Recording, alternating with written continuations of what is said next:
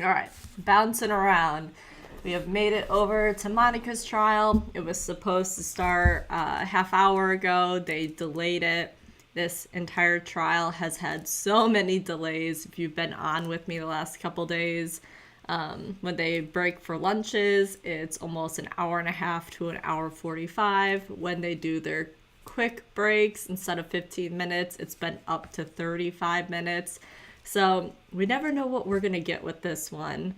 But so yesterday we got to watch most of it. There wasn't any crazy facts that came out that we didn't already know. A lot of it was just police testimony. We are going to be getting into some crazy testimony at some point. I don't know if it's going to be today, but if not, next week. There's so many people that are going to be coming and taking the stand, including her lover, Robert Baker, who is in prison for life. He's coming to take the stand.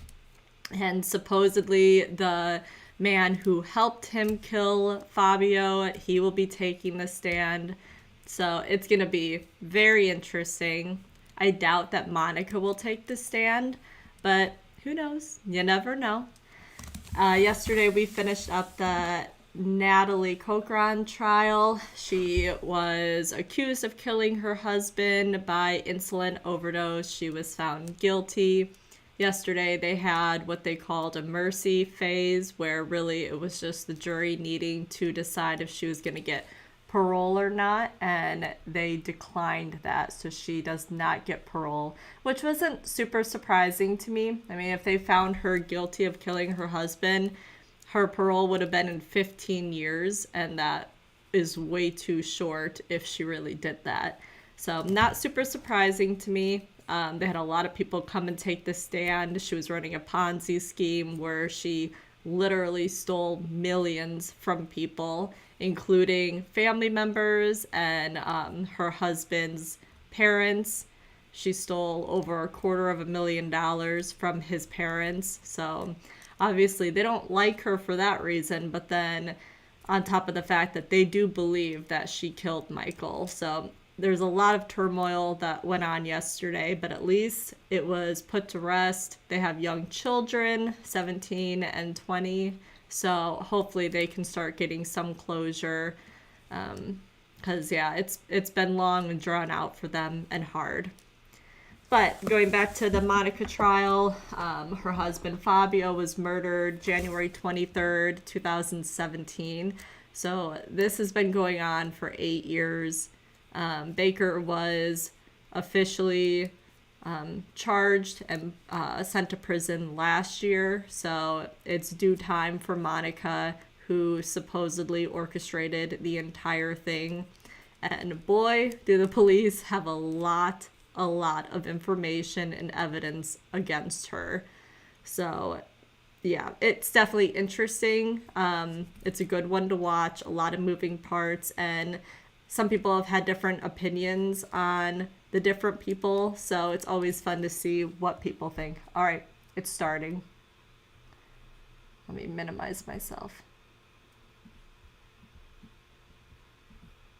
Phone 7, phone number 818-331-0463, serial number F as in Frank, C as in Charles, D as in dog, S as in Sam, P as in Paul, 1-1, E as in egg, H as in Henry, F as in Frank, Y as in yellow, 8.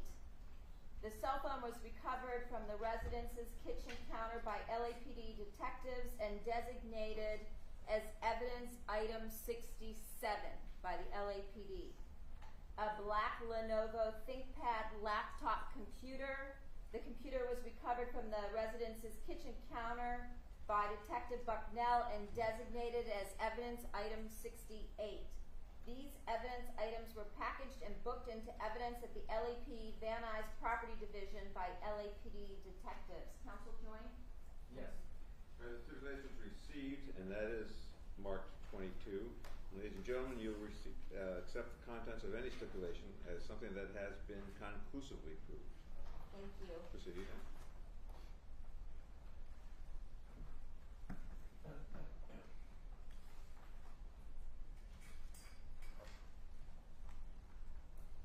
Now, did you at some point that evening on January 23rd of 2017 interview the defendant?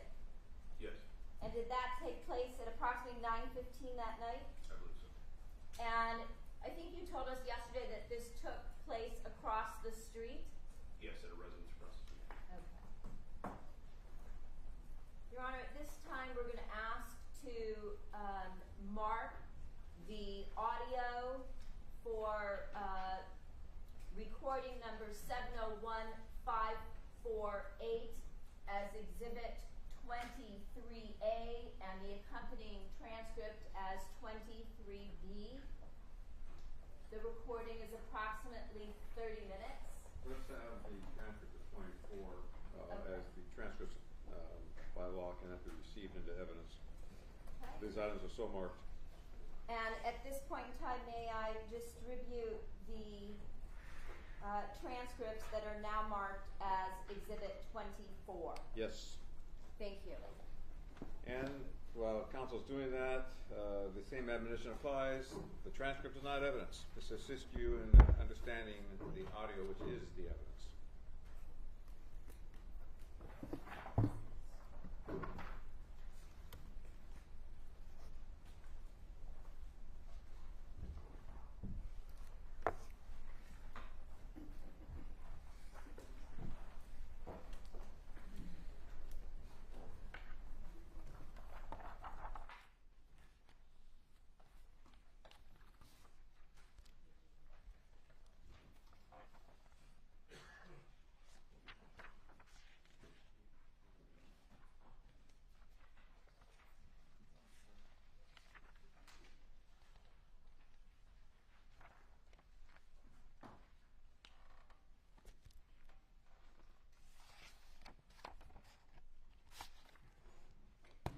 Your Honor, may I approach? With this? I have it. Thank you. Your Honor, the people would agree to stipulate that the court reporter does not have to take down the recording. The rules, of course, say that she doesn't have to, but thanks for the offer. Okay, thank you.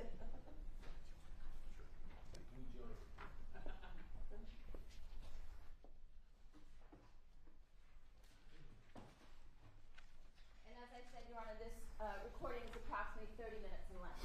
Thank you. Bless you. Bless you.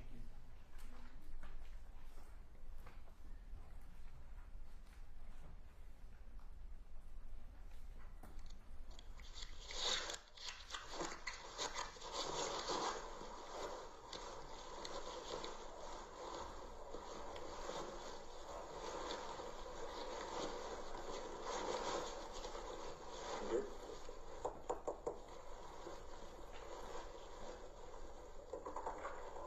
Hello. I'm Detective Parsha. Hello. I'm Detective Parsha. I'm Detective Verna. Monica? Detective Parsha. Very sorry we have to meet like this, okay? But we need to talk first, okay? And then Jessica and Bella. Okay. Yeah, I'd like to get some information from you, and then I can give you some information as well, and we'll get through this, okay? Do we have somewhere we could talk alone? Okay, good. Yeah, one at a time. Yeah, please. Thank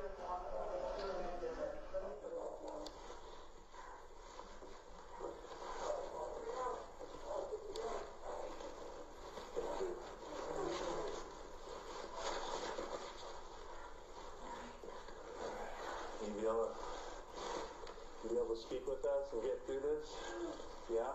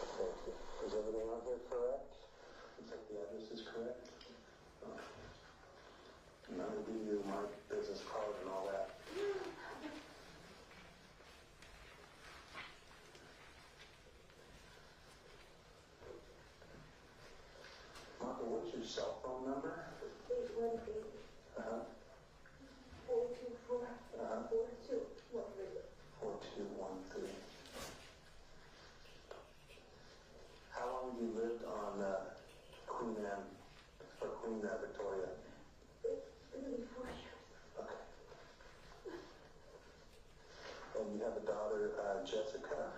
Yes. What is her cell phone number? 818-746-5223.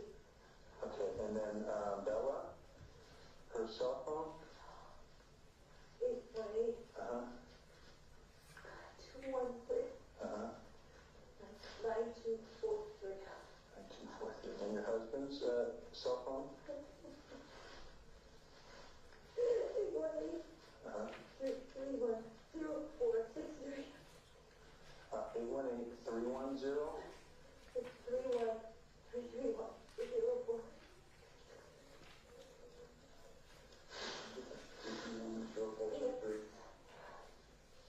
818-331-0463. Is there anyone else that lives in the house with you? Just the four? Okay. No one's renting a room? No guest houses? Okay.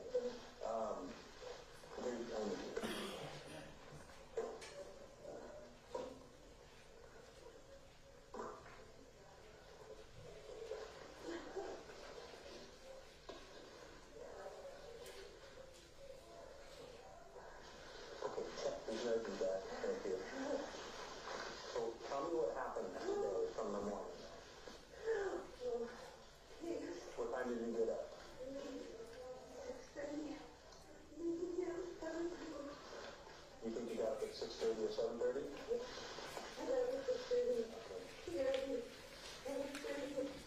What? You work from home?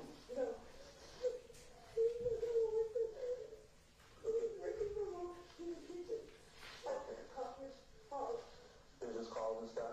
Any issues with anything at work? Any problems or? What business does it work for? Wella. W-E-L-L-A? What is his position at Wella? SVP Education? How long has he been working there?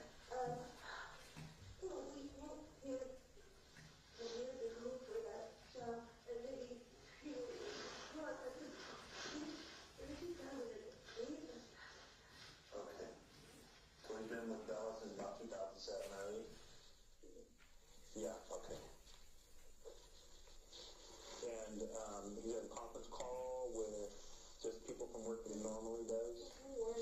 And no big issues, no one yelling, no one had any problems? Okay, and then what did you do when you got up? Did you guys all eat breakfast together? Was everyone here?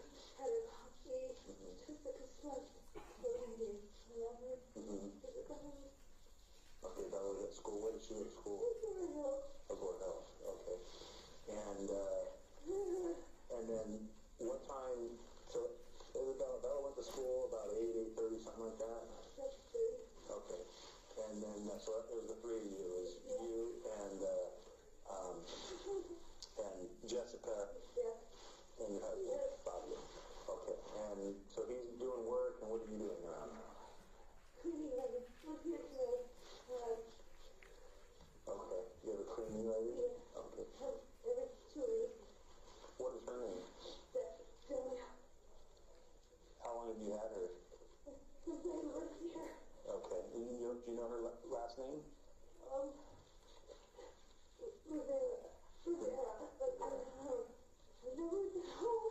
Okay. It's okay. So she came, what time did she show up? Okay. And how long did she stay?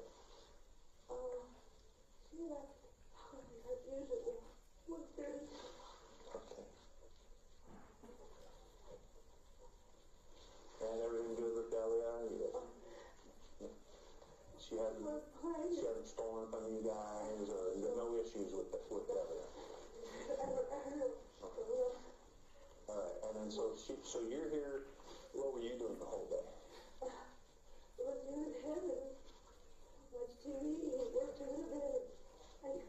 Did you watch TV in the house or outside? Inside? In your bedroom or? Family room. Okay. What time did you guys go to the gym?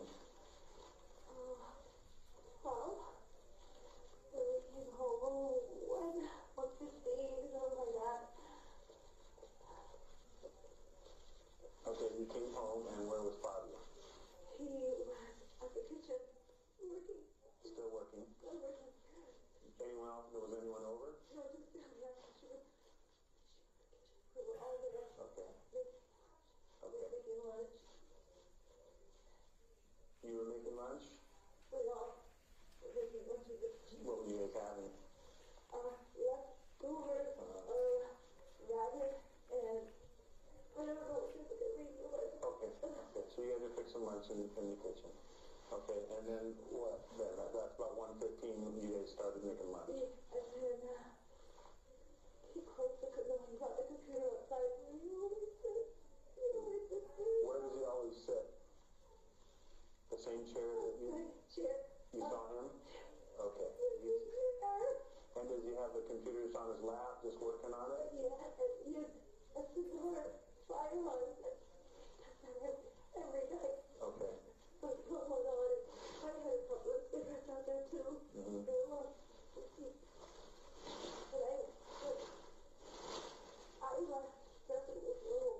I left 3:40 maybe I left. Okay. I went to Target. And 3:40 to Target? yeah, Okay, and why did you go to Target? I in the car sitting here clearing pasta. Okay. And then I went down right here. Okay.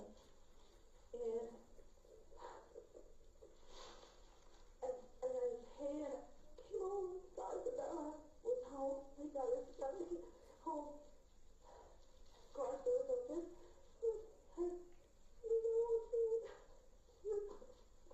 Okay. So what car did you take to Target and Ralph's? The truck. I had to drive the truck. The Ford truck? So you first hit Target and then you hit Ralph's? Yeah. Okay. Did you have any problems with anyone in there? No. Anyone on the road yell at you, road rage, cuss at you, flip you off, anything like that? No? Okay. And no problems with anyone in either store? You didn't notice anyone following you or anything like that? That you can remember? Okay. And then so you left at 3:40 Target and Ralph. What time did you get back around? It was 5 o'clock. Okay. Just after that, walked in. Okay, you came home, pulled in, and then you didn't know anything at that point, correct? No, just the door was open. The garage door was open? And I said, oh, where do you go? Because they called me. Yeah. And what did Bella say? She was on the phone already? She was on the phone. And she was... I started screaming and they were telling me to pick it up and move it. So you both were on him trying to move him? Were you wearing the little brown boots? Shoes. You wearing those shoes? On your shoes? There's a thousand of them.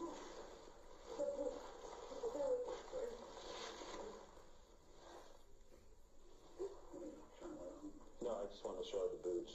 Make sure we're talking. These the boots that Bella was wearing? Okay. So you guys got blood on yourselves when you were trying to... Did anyone rinse off in the pool? Get the blood off, rinse off in the pool? In the sink, in the kitchen sink? No, because we still have the paramedics came. They did a lot of trying to make the medicine down the dining room. I don't know. So you came inside, into the dining room? They wouldn't let us go there. Okay, What okay. about communications when you were on the phone when you said talking, they said to move him and try to... He said, let us fucking back. Okay. Was he sitting in the chair or anything? Over? The chair that he was laying on, is that the one he sits in, or he sits in the one across from that? The one Behind it. So he went forward, it looked like. Okay, okay. I don't mean to... I'm just trying to... Okay, that's okay, that's okay. I looked at your knives in the chopping block, the knives. The only ones that look like it could be missing, and most people have these ones missing, the little steak knives. There's two from the end and one from the... Are those usually like that, missing? The dishwasher. Probably the dishwasher? Okay, all right. Have you had... Have you guys have a camera system already? Yeah. Okay. Everybody has cameras here. Good. Okay. What kind of camera system do you have? Is it up and roll? Don't know. Okay. Is it hooked up to a computer? No. It's in the garage or the little box. Okay. And then a screen for the kitchen. Okay. So the screen for the... Look there. Look there. Everything's there now. Is that what you're saying? We moved into the hospital. They had a system already. We just put new cameras because they were old. Okay. So my If I'm looking in your garage, where is the actual box at? big white cover on the top of a big white cover. Okay. Is it visible if you're just looking at it, or do you see it? Or is it... Yes, it's a GDR with a box. Have you looked at video before? Have you guys had any incidents or anything? Okay. But for all you know, I know it's partly been out quite a bit lately. Rain and we had DWP work here out a while. We just had to plug it back in and that was it. I never really looked at it. we think it was plugged in though? We think it was plugged in tonight? Oh, that's the thing. No, there was no power today. So I don't think the cameras were on today? Yes, they were. They were on. Yeah, the only time I ever used them is to attach the power again because of the power failure we had. You have a monitor that's in your kitchen. Is that always on? Always on. And you saw it on when you came home, or was it off? It's always on. It's always on. Everybody's there all the time. It's always on. You have access to it on your phone? No. No? If I need it, I look at it there. Okay. Do you guys all have the same cell phone company? Yes, AT&T? Do you know where your husband's cell phone is? Don't know where it is? You think it could, does he usually carry it with him? He has it with him all the time? probably Okay. the work or in the kitchen. That's usually Okay. the word. Tell me about the car. I just bought that car a month ago. 1 month ago? Yeah. How much did the car cost? He paid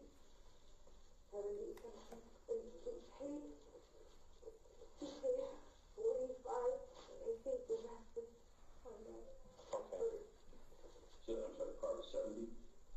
Or It's more, I think 75. 70, so somewhere around there.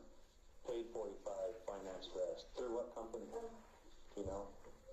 I don't know, I think it's the owner. Okay. Someone mentioned that there might be a program on his phone to track his car. Yeah, I think he got it, and he was showing me what he was like. He said, look, I can see where the car was parked, and it was his phone. That's all I know, but I don't know what it fits the car. Was it an application on his phone, or was it did you go to a website? Don't know. He's really on his phone. Did it also show you anything else about the car, like any of the details, or just simply where it was located? Yeah, I think I remember seeing a dot, flashing or something, but I didn't. It's a Porsche, right? Yes. Okay. Was the application through Porsche, or was it through some other third party? You don't know? I don't know. Okay. Did someone have a passcode on it? Pretty sure it did. Do you know what the passcode is? I think it must be all 6 8s. Like 8, 8, 8. I remember, I think that's what On his phone? yeah. Does he have the, is it like a thumbprint reader too? Is that hooked up? One 7. He may have set it up with a fingerprint.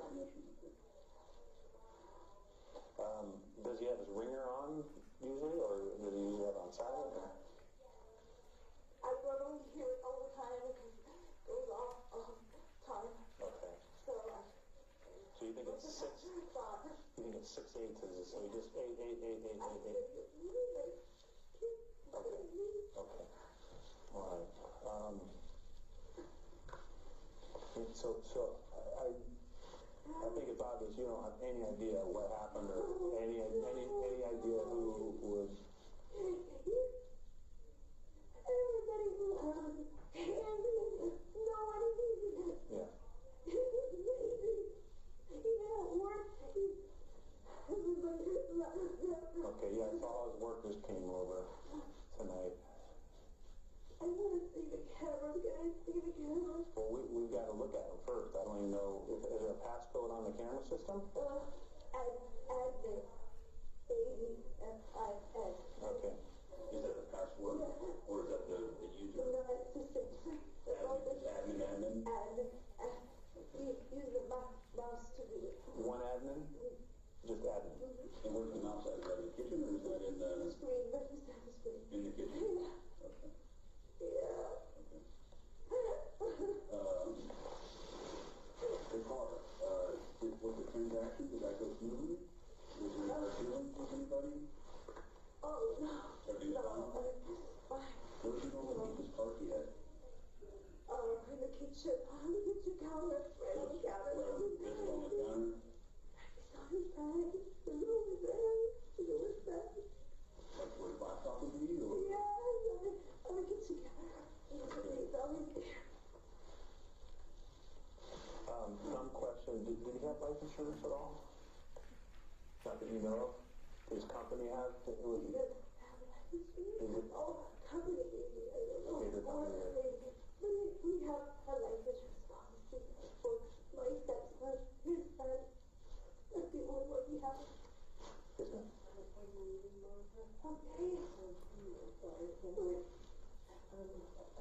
I'm happy to have it, okay? These guys are the best of the best. Okay. They're going to do absolutely everything, and we'll go from there, okay? Okay. Thanks, Beth. We're going to get through this, okay? We're going to get through this. He's still there. Yes. Can I see? Yeah. Can I see? I don't think... Yeah, please. Because right now it's a crime scene, so we've got to preserve. So many people have been through there, the fire department, you guys. We've got to preserve things. It's going to help us do our job better. So, you know, we don't let anyone right now. Okay. Maybe on the way out, if you really need to see him, you still want to, then we can do it then. Okay.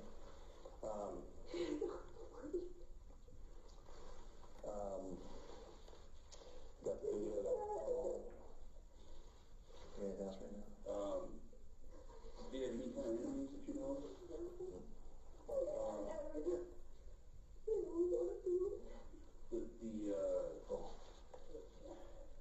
If you're looking at your house, on the direct back side of your house, I guess you mean the north side of your house, there are several rooms that have sliding glass windows. Okay.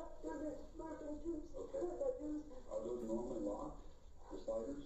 I would think so, but we go in and out of the stores all the time. Okay. Is that where the stairs go down below? You guys go out your side doors there? Yeah. Okay. One of the doors was slid open, I noticed. The blinds are shut, but the door is slid open. Do you guys normally have that open, you think? Not open, cold. Not open. Okay. And was any of the power out tonight at all? Even with this whole store, the last 3 days, Everything's been on? Yeah. Okay, all right. I didn't see the condition of the room. I mean, you did, but What did they take? Did you have anything valuable in your room? It looks like drawers were pulled out. Money, and jewelry. Where are they at? Some money in our safe. There's a money in the safe. Where's the safe located? In my walk-in closet. Master bedroom? Yeah, it's behind the mirror. Walk-in closet behind mirror? It has this Canadian and American and Euro in a drawer. Maybe, I don't know. maybe 11 or 12,000. We always have change. But Okay. So Canadian money and euros in one of the drawers or something? in a drawer. Okay. Any real expensive jewelry? Like maybe. Rings, diamond rings? Or? Yeah. Is it really? I just keep wearing it. I don't know. Okay. And then what do you have in your safe? My Canadian money. His gun. He has a gun. Shouldn't be. And few gold coins. Okay. And is it a small safe that someone could pick up and run out with? Well, they're small. Incredible. Okay. Is it hidden? Behind the mirror. In your walk-in closet. So it's a small set. Small wall safe.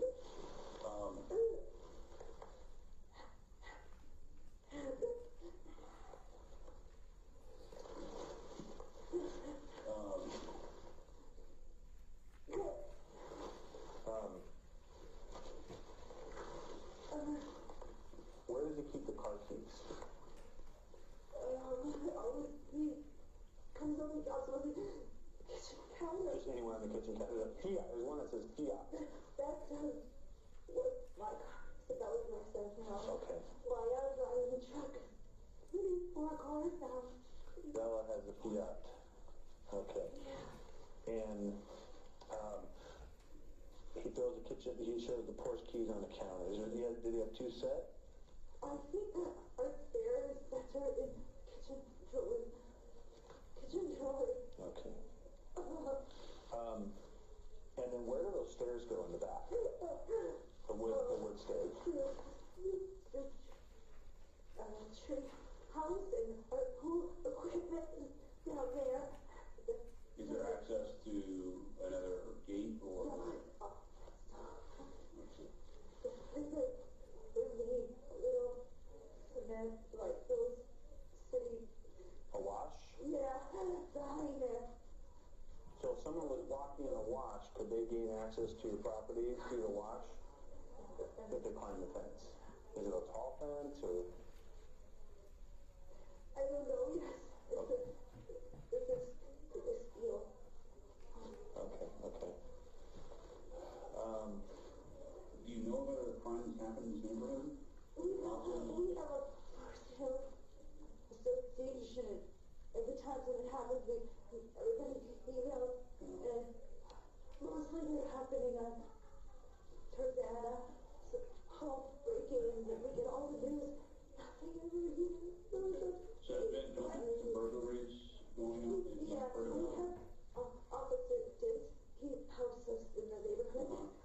The senior lead officer? Yeah. And you're active in the crime watch I just read up on it. They send and the emails? and there's a lot of strange people walking, but we were all concerned because we've been really sober living out here. How were those? 200. From your house? Okay. And I noticed there's cameras that are up on a pole. Who owns those cameras? Association, and I'm sure the first neighbors have the control of them. Okay. I think it's Leslie Hamilton. And everybody here has a camera. Everybody. Yeah. Leslie Hamilton? Hamilton. You have her phone number? Oh, in the voice was directory at home. Okay. She would have it too. She would have it. Oh. Yes. Yeah, where's it at?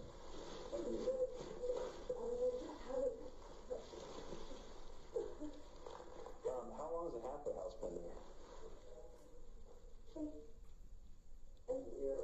Do you know how many people stay there? They said it was only a few, but there are 50 people there it was. 15? Yeah, it was. We had a meeting with the Congress and everything. I know people are out there smoking weed.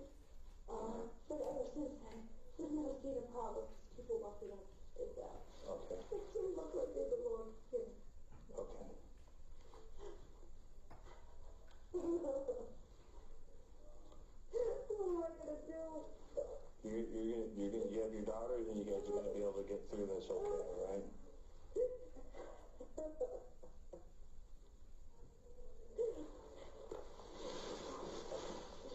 You know, you can come back in here. I don't have anything else for you right now. What are you gonna do? We're gonna do everything in our power to find out who did this. There's video everywhere. We're gonna start with that. We're gonna start with a lot of video. Can I go home? No, that we're gonna have to go through. We're gonna process the whole house. It's probably gonna be here for hours and hours and hours processing that evidence. Okay. I'm done, sir. Okay, I know your daughter was asking about cats too. Yes, we have our cats in there now. Okay. I saw one cat, a gray one. Do they go outside at all, or they indoor cats? Only the gray one goes in and out. Okay. Just the gray one, the indoor cat. Okay. Alright. So they want to get cats if possible at some point soon. They're getting water right now for you. I had one other question in front of you both now. You said your daughter was on the phone. Yeah. The house phone. Did you take the phone out there Yeah. to the patio? I don't know. Okay.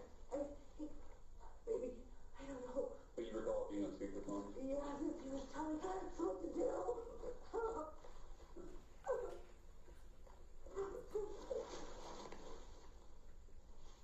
Okay. Monica, you want to come back out to the living room with your daughters, and then we'll talk to Bella or one of your daughters. That's okay. Is that okay if we talk to Bella? Yeah. Okay. Just like you here too. Can someone else be here, a neighbor or something? Because I don't want to get crisis. Yeah. Okay, we can have one of the crisis response. Is that okay? Yeah. Okay. Transcripts?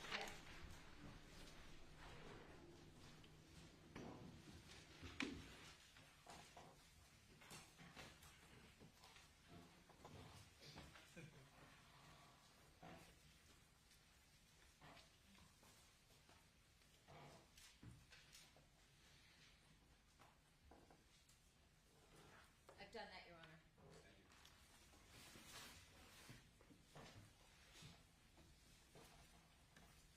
So, Detective, do you have a recollection of that interview that we just heard? Yes. And did you recognize the voices on that recording? Yes. And whose voices were on that recording? Primarily it was Detective Parshall and Monica Sementilli, and I was also in the interview myself. Okay. During the course of the interview, we could hear the defendant crying. Did you notice anything unusual during the interview with respect to that? I did. And what was that? There was sobbing, there was visual cues of her being upset, but I did notice there were no tears.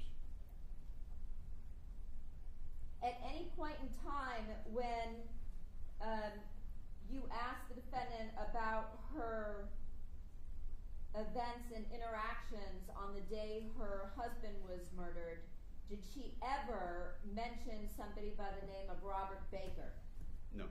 Did she ever mention the fact that she had met up with Robert Baker that day at LA Fitness? No. Did she ever mention to you that she perhaps played racquetball with Robert Baker that day? No. Did she ever mention that she played racquetball at all? No. Did she ever mention to you that she had met up with Robert Baker at the Target? No.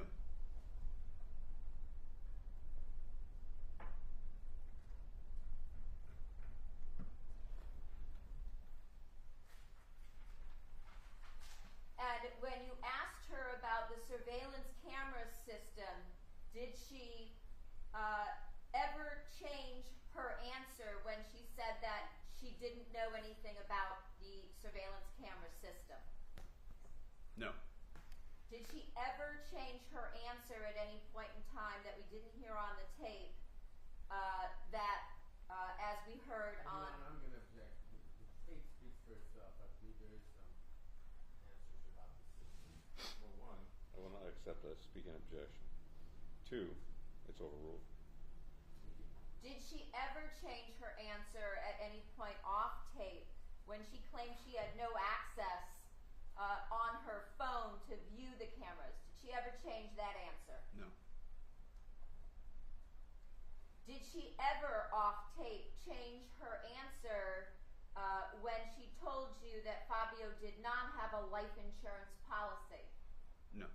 Did she ever change her answer that the only policy she knew of was the one she had for her son? No.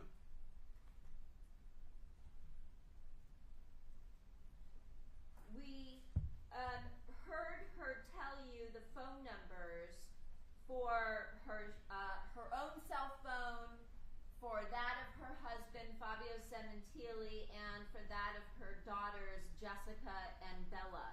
Did you subsequently obtain a search warrant or subpoena signed off by a judge in order to obtain phone records for those phone numbers? Yes.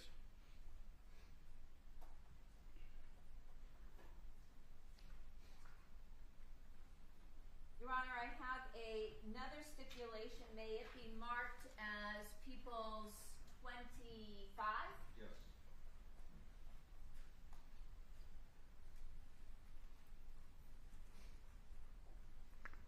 This one reads, stipulation cell service / call detail records / telecommunications provider business records.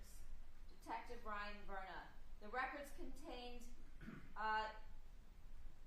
in the following exhibits were obtained either by a search warrant or subpoena and are true, correct, and authentic business records for the companies from which they came. AT&T records for defendant Monica Sementilli, iPhone number 818-424-4213, for item number 119, iPhone 7, serial number A1778, and SIM card passcode 1962. AT&T records for Fabio Sementilli, iPhone number 818-331-0463. AT&T records for Jessica Sementilli, phone number 818-746-5222, and AT&T records for Isabella Sementilli, 818-216-9243. The parties agree that each of the preceding records contains a true and correct record of an act, condition, or event of the business, and that the business's respective custodian of records or other qualified individuals would testify as to its identity and mode of its preparation.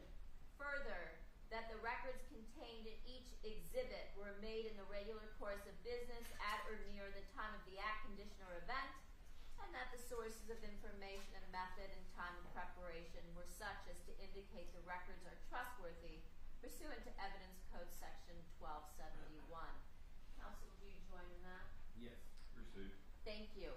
At some time subsequent to this, did you also obtain Sprint records for a person by the name of Robert Baker, phone number 213-272-1093, for item number 121, a Samsung Galaxy S8 along with its SD card? Yes. Counsel, will you also join that that is part of People's Exhibit 25, this stipulation? Yes. Very well. Received.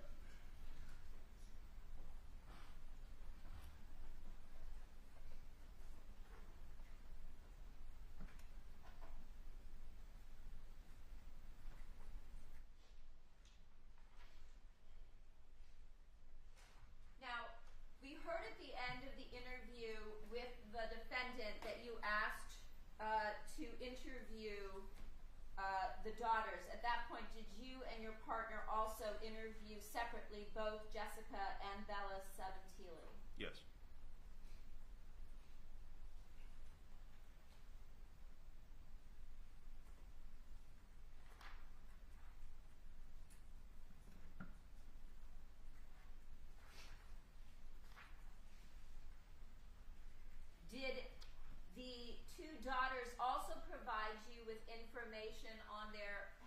brother, the victim's son, Luigi Sementilli, who was living in Canada at the time.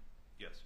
And at some point, did you and or your partner also have contact with Luigi Sementilli by phone? Yes.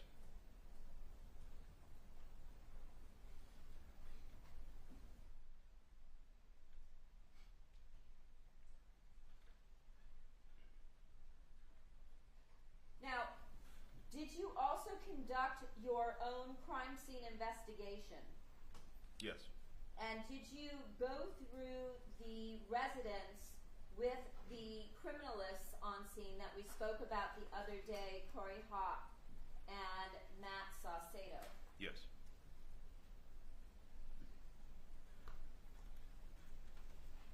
As you went through the crime scene, did you notice that anything with respect to any physical evidence inside the residence itself? Can you repeat the question, please? Yes. Did you notice any physical evidence, biological evidence, inside the residence as you conducted your investigation? Yes, there was a lot of it. And what was that? There's red stains all over the living room. The kitchen area. Kitchen or living I mean, let me call it the dining room. It was right as you would enter or exit out of the French door that led out of the kitchen area. onto the patio? Yes, and obviously in the patio area there was lots of red stains, blood, and also in the master bedroom area. Did you notice any in the entryway of the home as well? I believe so, yes, as you went towards that rear bedroom. The rear bedroom being the master bedroom? Correct. And did you notice whether there also were bloodstains in the garage area? Yes. Yes, there were? Yes. As I recall. Now, as a homicide investigator, what is the purpose of walking through the crime scene? Well, you have to try to understand how this incident may have occurred. So, obviously, we have a decedent in the backyard. There was lots of evidence tracked through the house, and it's essentially how you're going to figure out how this incident occurred.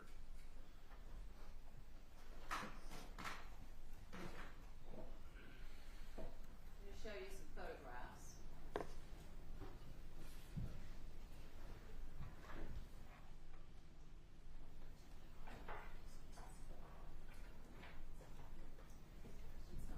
We may need your help, Esther.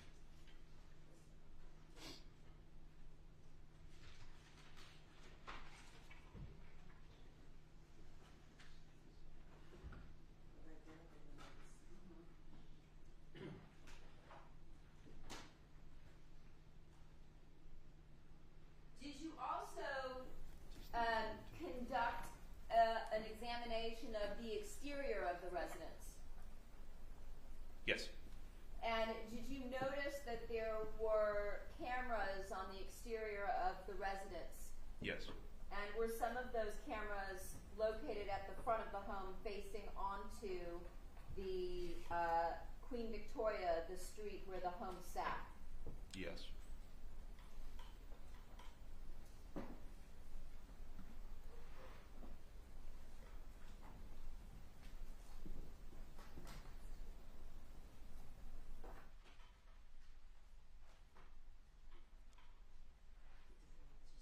Were there any particular rooms in the home that appeared to have evidence of a disturbance? Yes. And what room was that? The master bedroom. Okay. And can you describe that for me, please? As you walked into the room, there was a set of actually what appeared to be kitchen cabinets that were used as cabinets inside the bedroom. Those appeared to be ajar, and the contents were removed onto the floor. There was a drawer that was halfway pulled open. And that was the main area of that room that was disturbed. Was there any other room in the entire house that appeared to have been disturbed in that condition? No. Would you characterize the disturbance that you saw in terms of the items that were strewn about as evidence of ransacking? Yes. Did you also go to the upstairs area of the home? Yes. And in that upstairs area of the home, did you note whether or not, again, there was any evidence of disturbance or ransacking? Yes, and there was not any evidence of ransacking.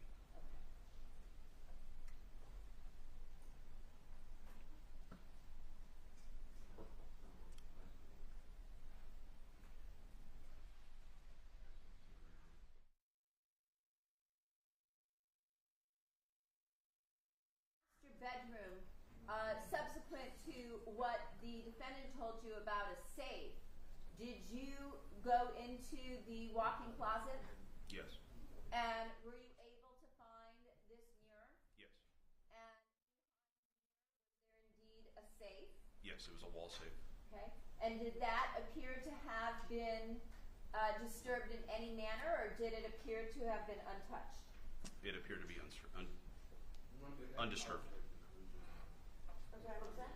Can be sustained. I didn't hear. For conclusion, no foundation. There you go. Whatever you did, it worked. Did you see any evidence of, was the safe closed? Yes. Was there any blood or anything that resembled any kind of red staining on the front of the safe? No.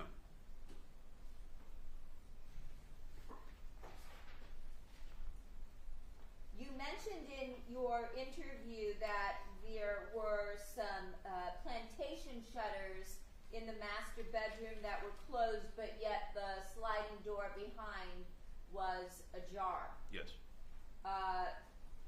That sliding door, did that lead onto a patio that ran along the side of the home parallel to a wash? Yeah, it was a little bit wider than your typical walkway would be, and that was behind that patio to the north of it. And did that particular patio also run along the other two bedrooms on the first level? It did. And in noting that that sliding door was ajar, did you look at that as a potential either point of entry or exit? Yes.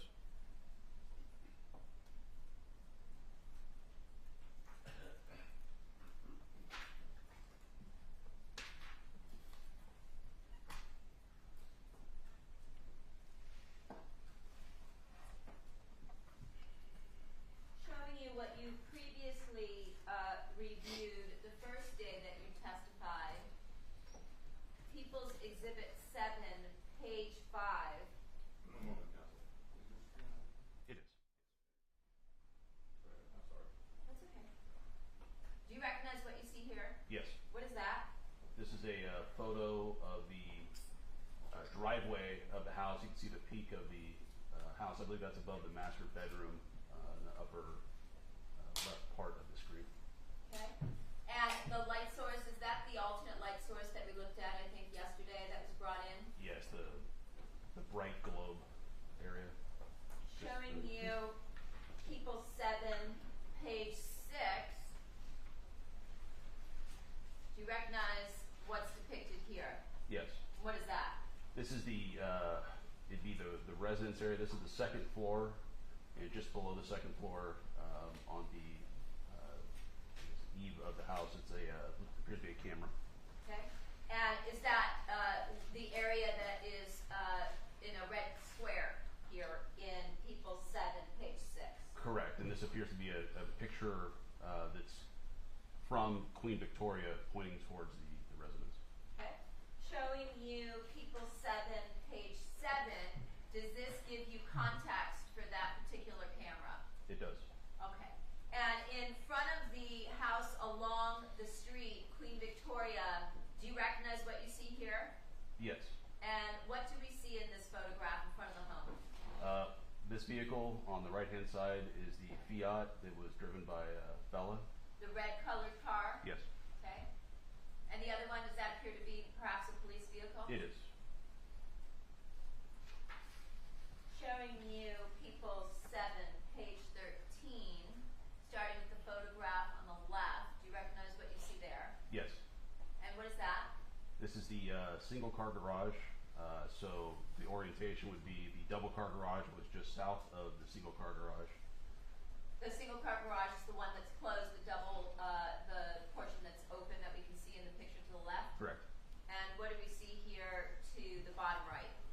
Again, this is the interior of the single car garage with the double car garage off to the right hand side of the image. Showing you people 7, number 50. As you walk into the home, if you were to go slightly to the right, what is this area here? Right here, the red, the blue chair. I believe it's a half bath powder room. And does that also show us the stairs that lead to the second floor when you come into the entryway? Yes. Looking at the photograph to the bottom right, can you describe what we see here? Yes, so it's the same blue chair. This is basically taken from the orientation as if you were standing near the staircase looking in the opposite direction. And looking at the photograph in the bottom right, does this area where the floor changes from this tile or marble to wood, does that hallway lead you to a particular location? Yes. And to where? So I believe if you went, made a quick left, it took you down to the 2 bedrooms that were connected via the Jack and Jill bathroom, and if you went straight down the hallway, it took you to the master bedroom. Okay. Showing you people 7, page 51. Do you recognize what you see here? Yes. And what is this? So this is looking down the hallway from where the master bedroom would be, looking back towards that powder room, half bath area. Okay. And to the bottom right, is that the cabinet area that you were talking about that was similar to a kitchen cabinet Yes. area? Yes. Sort of a dressing area in the master bedroom? Yes. Showing you people 7, number 57. What does this depict? This depicts the master bedroom area. This is the bed itself in both images, and you can see some clothing on the floor. Okay. Showing you people 7, number 61. You recognize what you see here. Let's start with the photograph to the top left. Yes. So in the upper left-hand corner, that's the main entry door that comes into the master bedroom. These are the cabinets I was speaking about earlier. You have the flooring here with some items on the ground, and then the master bed. Okay. And shifting over to the photograph of in the bottom right of exhibit 7, page 61. What do we see here? Again, this is the cabinet we spoke about. Off to the right is the bed, and here are dresser cabinet area as well. So, is this the evidence of ransacking that you were describing Yes. within the master bedroom? Yes. Showing you people 7, number 62, page 62. Are these also photographs taken of the master bedroom? Yes. And if we look in the photograph to the top left, where I'm pointing, does that lead you to the walk-in closet area? Yes. Showing you the 2 photographs in people 7, number 63. Again, are these photographs of a cabinet in the master bedroom that is adjacent to the shutters that cover the sliding door to the patio? Yes. Your Honor, what's the next in order? Is it 26? Thank you, Your Honor. Showing you exhibit 26. There is no 26. Oh, I'm sorry. Your Honor, I have a set of 2 photos. It's labeled Search Warrant 5012 Queen Victoria Road, Master Bedroom Safe. It has looks like 3 photos actually. If I can have this marked please as People's 26, and it has a 5 in the bottom left corner. Yes. Thank you.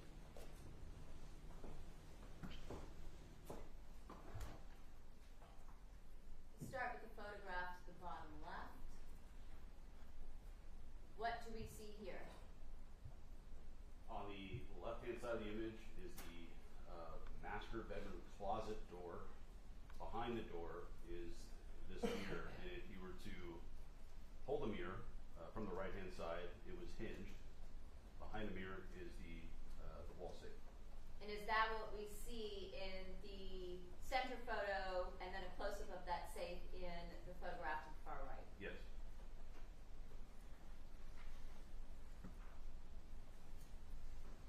Showing you what you previously marked as Exhibit 7, page 64. Are these, the photograph to the left, does this appear again to be a photograph of the master bedroom? Yes. And looking at the doorway to the right of that top photograph on the left, where does that lead? So this leads into another bedroom, and then if you continue on, this goes into that Jack and Jill bathroom, I believe. Okay. And then on into another bedroom? Yes. And then Showing you the photograph on the bottom right, is this the room that you walk into if you were to go through the doorway in the master bedroom that we see at the top left? yes. And from that second bedroom, was that identified, the one that I'm pointing to now in the bottom right corner? It looks like it has a white bedspread with maybe a blue and black print and a television. Is that the bedroom that was identified as Fabio's? Yes.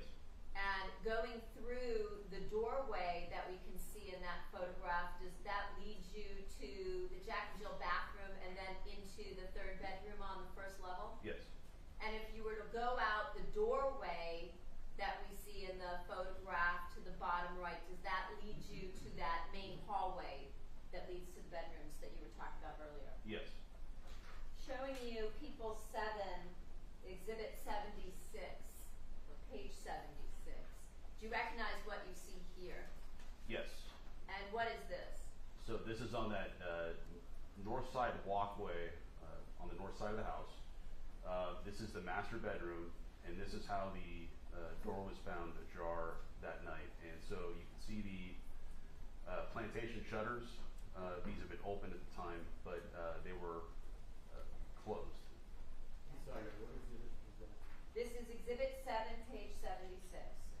So initially when you were at the scene, the shutters were closed, but in order to have this photograph taken to display the open sliding door, you've opened the shutters? Correct.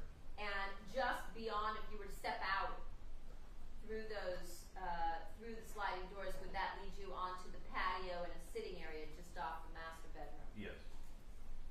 Showing you People 7, page 78. Is this a photograph from inside the bedroom looking out onto the patio, basically the opposite vantage point? Correct.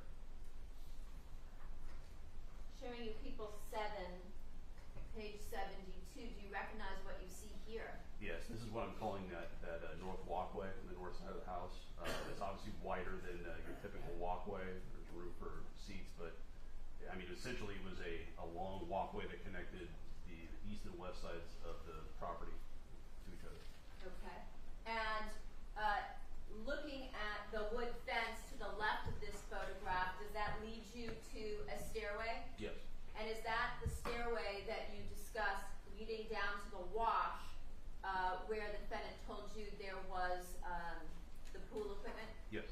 Okay. And looking to the right, is this the master bedroom that we see just off the sliding doors? That's correct.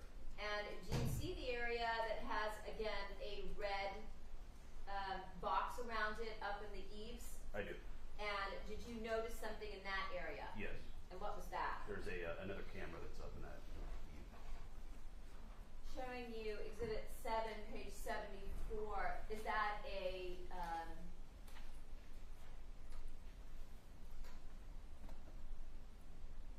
close-up of that same area with that camera where it's circled again and there's a red square? It is. And if you were to go through the white wood gate that we see here to just beyond the bedroom where I'm pointing to the left of this looks like a wood chest. Where does that lead you to?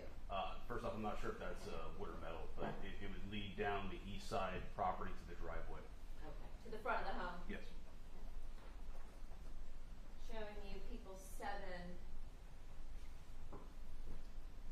page 75.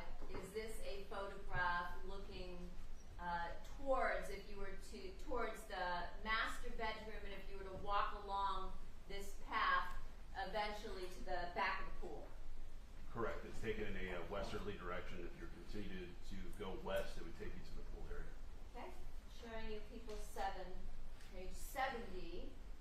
Is this the other side, if you were to walk through, like you said, that either wood or metal gate that would lead you back towards the front of the home?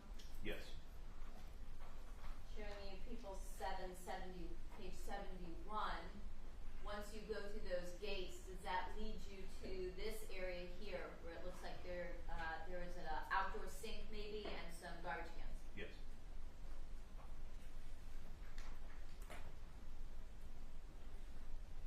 Showing you the 2 photographs from people 7, page 73. Do they appear to depict the surveillance camera off the patio area near the master bedroom on the side patio? They do. Looking at people 7, page 79. Let's start with the photograph.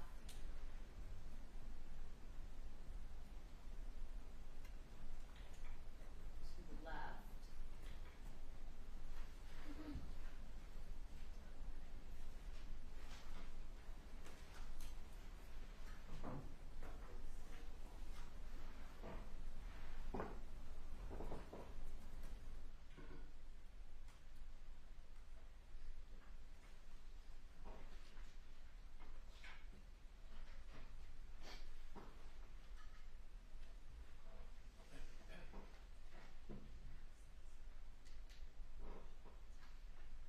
Can you describe for us what we see here in this photograph? It appears to be part of the walkway. I'm not totally sure where this is actually at in the house, though. Okay, and on the right side, does that appear to be the part of the wood fence Yes. It's just it's so grainy right here. It's hard to tell what that part is. So pointing to the left area Yes. of the photograph where it's dark? right.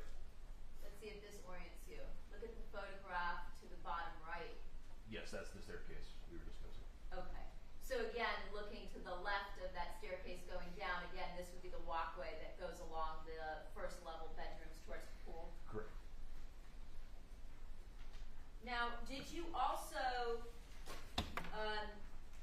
prior to the coroner's personnel moving the body in any manner, did you also examine the area where Fabio Sementilli was on the back patio? Yes.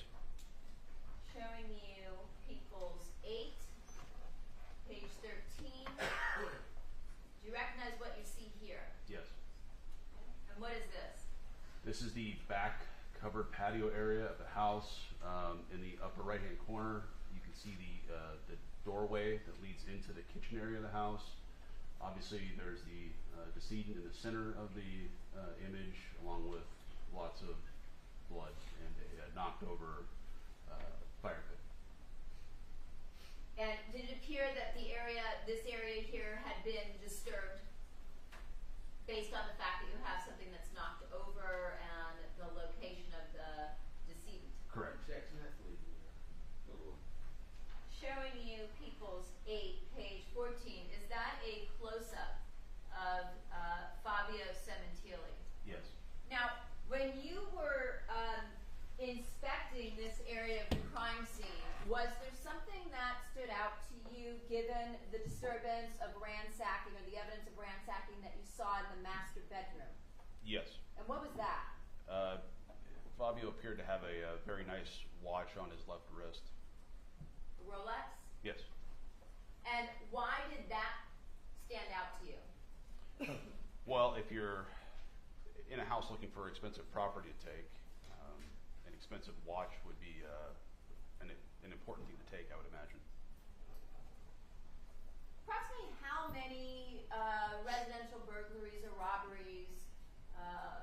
have you investigated in your career prior to retirement? I mean, going back to patrol, I would say hundreds. I've been out to numerous calls of alarms going off, of actual verified burglaries, you name it. Showing you People's 8, page 15, 2 photographs. Is this, do these photographs depict a close-up of his left wrist along with the watch? Yes. Showing you People's 8, page 16. Do you recognize what you see here? Yes. And does this appear to depict the head, the torso area of the victim as he slumped over the chair? Yes. And just above his right hand, did that appear to be a handset that had a base inside the residence? Yes. Showing you People's 8, page 17, is this a close-up of the right side of the decedent's face on that chair? Yes. And just to the bottom, you can just make out a portion of that handset from the phone? Yes.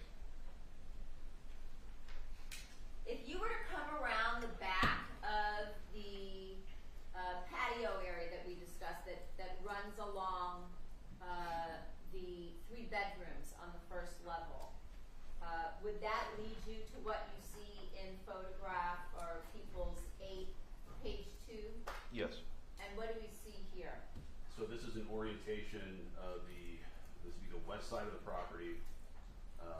You're looking from north to south, and this is the covered patio area where Fabio Sementilli was found. And looking just to the right, is that some type of alternate light source that was set up in order for you and criminalists to be able to conduct your investigation that night? Yes. Once the coroner came, were you present when they moved the decedent's body onto some plastic sheeting? Yes. Is it standard procedure in the homicide cases that you handle that once coroner personnel come to the scene that they lay out some type of clean plastic sheeting prior to transportation of the decedent back to the coroner's office, or what's referred to sometimes as the Forensic Science Center? They do. Showing you what we see here in People's 8, page 19. Do you recognize what you're looking at? Yes. And what is this? This is Fabio Sementilli after the coroner had arrived, and they call it rolling the body. And at that point, were you able to get a look at some of the injuries to the front side of his body? Yes. Okay. Showing you People's 8, page 20. What do we see here? Again, it's the same scenario, just a different angle. And in this particular photograph, were you able to see that he was bleeding not just from the neck and face, but that he also appeared to have a significant I have not heard the question, so we're not ruling the objection quite yet. a significant wound to his right leg? Overruled.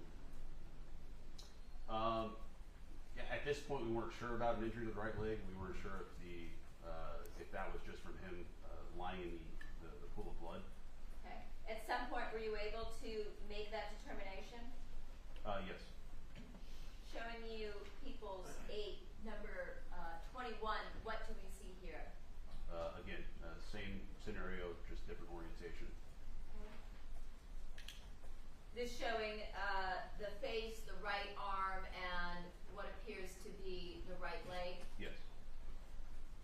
Showing you People's 8, page 22. Do you recognize what you see here? Yes, this is a close-up of the face and upper body.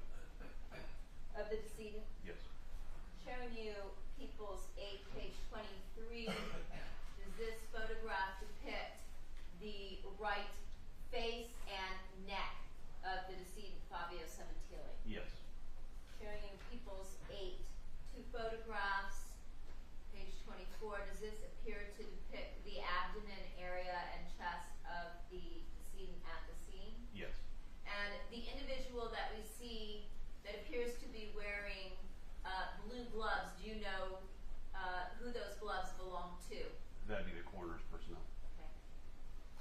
showing you People's 8, page 25. Does that appear to be a close-up of the right side and neck area of Fabio Sementilli? Yes. And what did you notice here that was significant to your investigation? Well, you had multiple sharp force injuries on the neck, and they're, appear to be targeted right towards where you have significant arteries and areas where you bleed out from.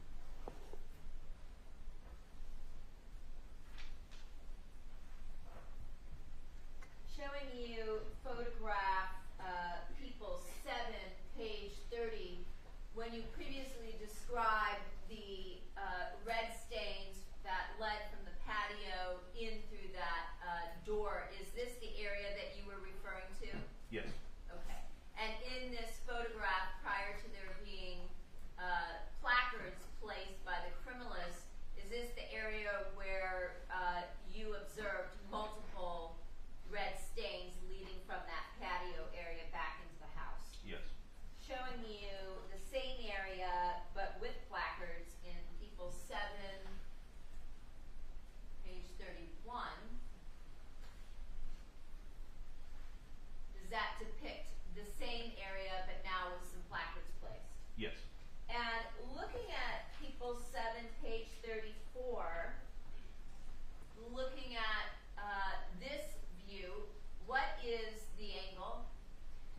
So this is from the kitchen looking north into the dining area and then further on into the family room. And the TV, did that appear to be on when you arrived on scene? Yes, and that's in the upper part of the image. It looks green on here. Okay. And in terms of the areas that have red squares, did you observe blood stains on the floor in those areas? Yeah, although it's hard to make out right now because of the focus, but yes, there were blood stains, red stains all over the kitchen floor in this area. Okay. And that would be coming in from the door leading out to the patio? Yes, which is seen in the image. And if I show you People 7, page 35, does this show you that same area with the stains that we just talked about? Correct. This is now looking from north to south, and yes, you can see red stains all in that area. Okay. Showing you People 742. Does this appear to be the area, again, that French kitchen door leading out to the patio? Yes. And what does this depict? So this would have been the photographer who's taking this photo also set up a tripod, and I believe this is a shoe print that's in a red stain, and it's just enabling that person to take an image directly over the top of it. Okay. Similar to what was described by Corey Hawk, a one-to-one photograph. I wasn't present during that testimony, but I wouldn't be surprised if that's what she said. Is that what that would be for? Yes. To make it as accurate as possible. Your Honor, I have a photograph that appears to contain an iPhone along with some packaging. It's titled Search Warrant 1512 Queen Victoria Road, item number 67, victim Fabio's iPhone 7 Plus. May it be marked as People's 27? Yes. Showing you People's 27. Are you familiar with what you see here? Yes. And is this an item that was collected that we, I believe, covered in a search stipulation that was actually on the counter in the prior photograph, People 7, page 42, the counter area behind the door leading out to the patio where the sink area would be? Yes, it's difficult to make out. And do you recognize the packaging that you see here? I do. And can you tell us, in terms of the packaging to the right of the phone, does this packaging appear to contain identifying information with respect to this particular item number? Yes. And what is that? The first off is the DR is right here, 172105194. That's the main identifier, and then I'm not seeing it on here, but there's a property item number as well. Okay. This is Right the here. top of So the item envelope, 67. correct? Yes. I'm sorry. Does it also appear to contain the decedent's name? It does. The date when the property was recovered? Yes. Were you there from the evening hours of the 23rd into the early morning hours of the 24th? Yes. And when you see the description, and it says item number 67 written in a couple times, does that correspond to any documentation that would be a part of your case file, or what's sometimes referred to as your murder book in this case? Yes. And what is that? There's a property report that's completed in this case. I'm sure there's multiple in this case. But the first one would have been all the property that was recovered from the residence, and that's item number 67 would be on that report. And that would identify this particular item? Yes. And looking at the photograph to the, or what we see in the photograph to the top left, does that appear to be some sort of an envelope from which item 67, or into which item 67 was placed prior to being placed into the packaging on the right? Yes. And the phone at the bottom, does that appear to be item 67? It does. Your Honor, I have another set of 2 photos titled Search Warrant 5012 Queen Victoria Road, item 67, victim Fabio Sementilli's iPhone 7 Plus. Appears to be the front and back of the phone. May it be marked, please, as People's 28. Yes. Thank you. Showing you People's 28. Do these photographs appear to depict that phone along with the passcode? Yes. Showing you People 7, page 28. Does this appear to be a photograph looking from the corner of the dining room into the kitchen area? Yes. In fact, if you want to put that back up, I can point something else out as well. So in the upper part of that image here, this is the, if you can slide it down just a little bit. Oh, yes. So this is the monitor that was on the countertop that was connected to the home's security cameras. Did it look black like we see here when Yes. you were in the home? Yes. And why was that? It appeared not to have any power. Okay. And the box that the defendant described to you as being on top of the cabinet in the garage, I think we talked about that. Did we talk about that yesterday when you testified? I think briefly. And that DVR box, did that appear to have been taken? Yes, and if I can add also, that box would have been virtually right behind this monitor. This wall, Let me object, no foundation there. That's overruled. the wall where these cabinets are up against, the back side of that wall leads into the garage. So, you were there. You saw the location of the cabinet in relation to where the monitor was. Yes.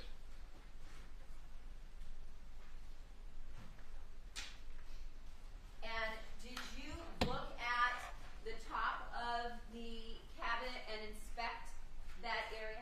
Perfect. Yes.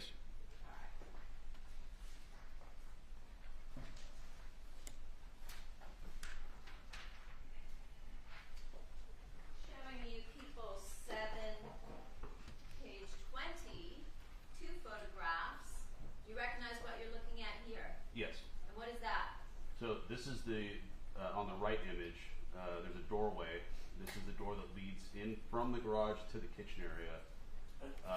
Just to the right of that, on the wall is the sub panel we spoke about yesterday, and immediately to the right of that is this white cabinet that was described during our interview with Monica as having the DVR on top of it, and there was no DVR box, which is the digital video recorder. On the left image, you can see all the cabling that was there. We assumed it was attached to the actual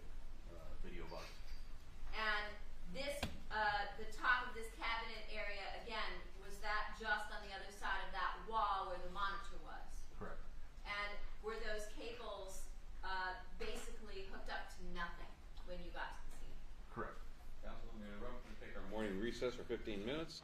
The admonition applies. See you back here in 15 minutes. That was very abrupt. He said 15 minutes. They will come back whenever they come back. The other day, they said 15 minutes, and it was 35 minutes. So I wouldn't hold your breath, but so we learned a lot of different things when it comes to the police officer who's on the stand. Although we knew a lot of it as well. But it's very interesting. So he detailed that the one thing that really stuck out when he was talking to Monica and the daughters is that Monica did not actually cry any tears. She sobbed, she held her face, she was acting like it, but there were no tears at all. This whole entire thing was set up to be a robbery. That's why Baker went into their master and trashed it, but he didn't steal anything. Nothing from in the bedroom, nothing in the safe. They talked about how Fabio was wearing a very expensive watch. He didn't take that. So he basically did a very bad job of covering it up and setting it up like a robbery because he didn't steal anything. Although he did drive away in Fabio's car, but then his DNA was all over Fabio's car, so that didn't work out well for him either. They talked a lot about the security cameras and the fact that Monica said she has no way of accessing it from her phone. That to me is a lie. You can always access. They have it built in for your computer or your phone. Most people have it on their phone. But technically, even if you don't have the app on your phone for the security footage, you can still access it online on your phone. So it doesn't really make sense. She could try to say that she didn't know that, but I would imagine she probably did. They were also, the other day, were talking about how she kept accessing it during the time of the murder when she was at the store. So there will be a lot of details when it comes to that. And I think we will still probably have a couple more police officers who take the stand today. Like I said at the beginning of this starting, next week is going to be crazy.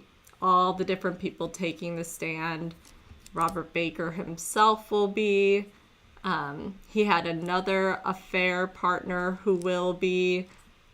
The gentleman that helped Robert do this, he's taking the stand. Both Robert and him are in prison for life. So they really have nothing to lose or gain by testifying. So that will all be interesting. Let me see some of the comments. Yeah, the picture that they showed the other day of Fabio was really bad. So I was surprised then, and I imagine what you're saying is correct, that they probably decided that most of it needed to be restricted, so they're not putting it up.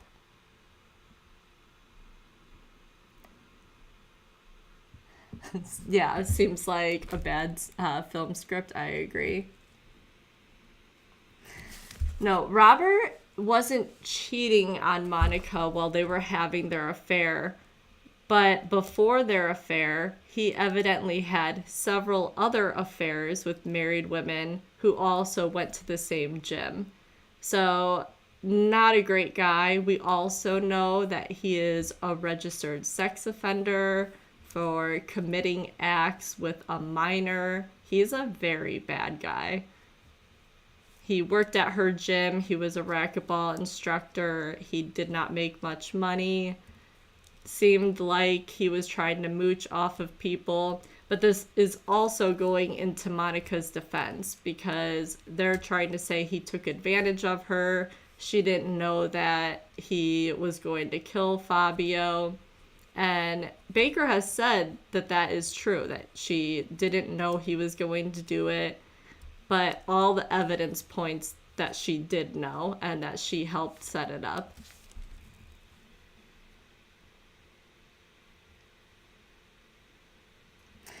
Yeah, and so during this whole ordeal with Monica, Baker actually had reached out to one of his other affair partners and asked her to rent a vehicle for him. And she was still kind of in love with him, and so she did. So he was definitely using and manipulating a lot of people. But to the point that Monica didn't know and didn't orchestrate her husband's death does not seem likely with all the evidence that we've seen so far.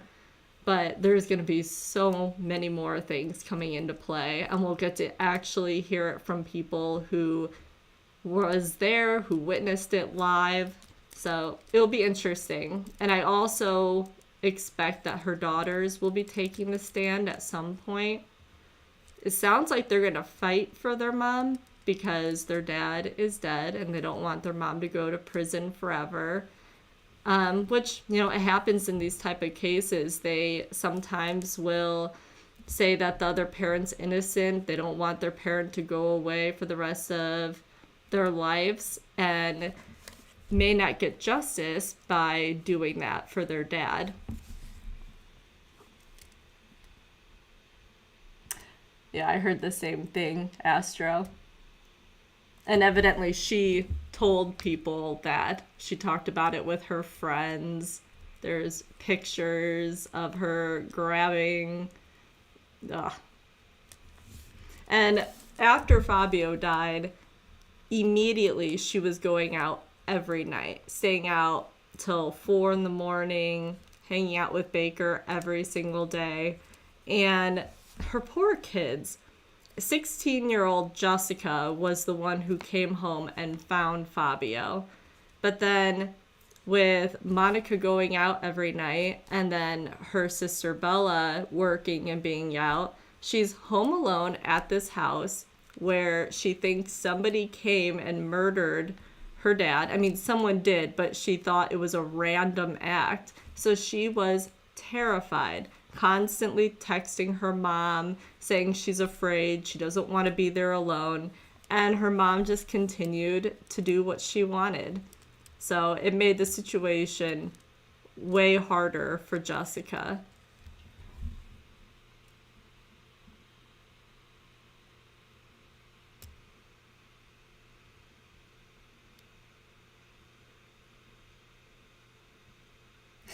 Yeah. Monica had a really good reason, or gave a great story to the girls about the fact of Robert being in her bed, and then the girls never said anything to Fabio. And I do think that that was a huge mistake. Even if there was a really good story for it, they still probably should have said something to their dad. But they didn't, and they were younger, so we can't put a ton of blame onto them. They didn't know any better. They didn't know this was going on. It's unfortunate, though, because maybe some of this could have been stopped.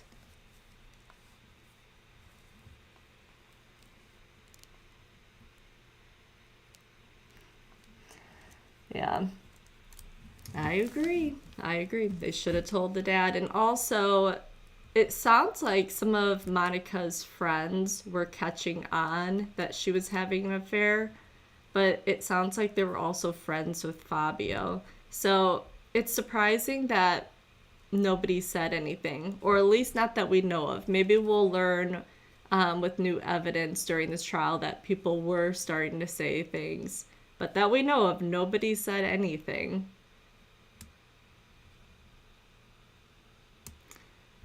We don't know if she cheated before or not. She tried to cheat with another guy at the gym who said he was not interested. That's the only other thing we know of. So she could have. Maybe she didn't.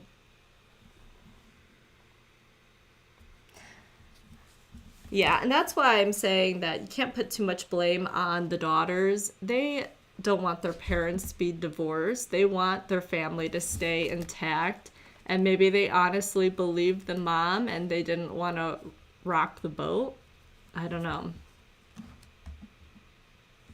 And who could have predicted that it would end in this way? Even if it was an affair and they divorced, that's one thing. But for Fabio to be murdered, I mean, no one could have predicted that.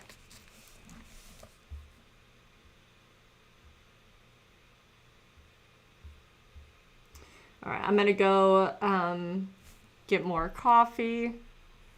If they're telling the truth about how long this break will be, they'll be back in about 4 minutes. But like I said, don't hold your breath. They definitely have not done that yet. So I'll be right back. I'm gonna mute myself.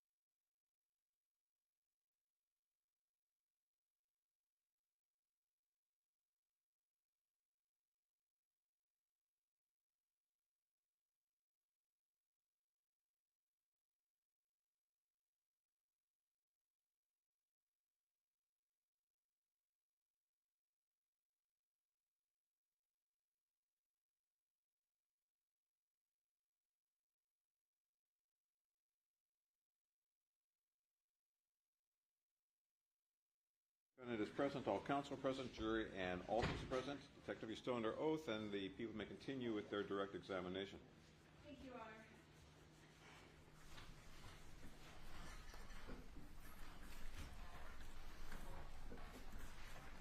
Showing you people 7, page 22, these two photographs.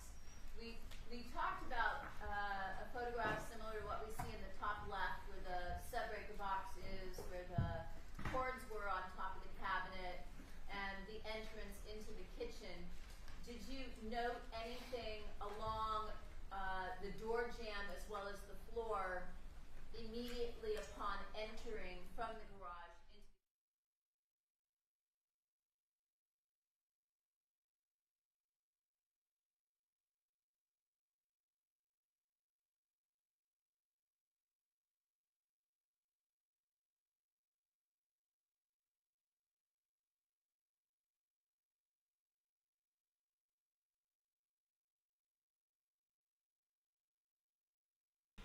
All right, I could hear them talking, but the video has just been this.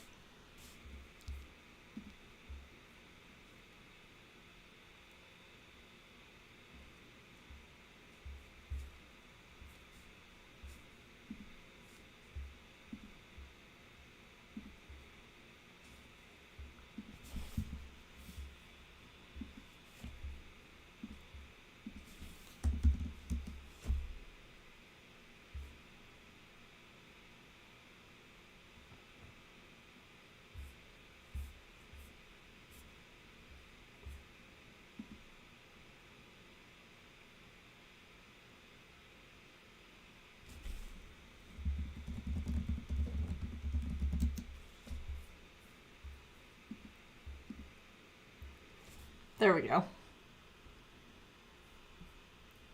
That was weird. in the bottom right of People's 7, page 67.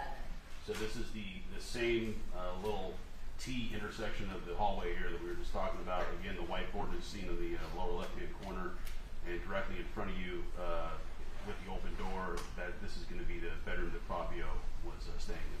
Okay, so this would be taken from inside the doorway of Isabella's bedroom. Yes.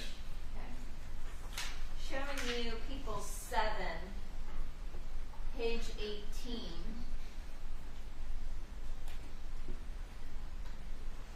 Looking to the left of the residence, is this, does this show you that patio from the opposite vantage point that we looked at earlier, which were the photographs taken from the master bedroom looking towards where what would lead you to the pool? Yes.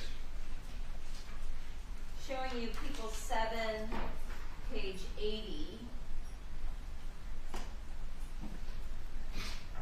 Looking at the location where there is a red indicator with the address of 5012 Queen Victoria Road, is that the is this an aerial that depicts the residence?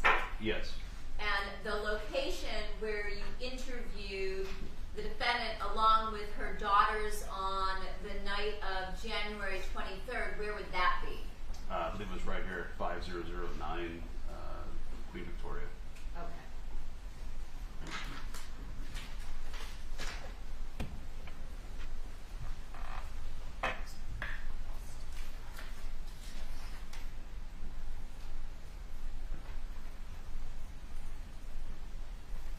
Now,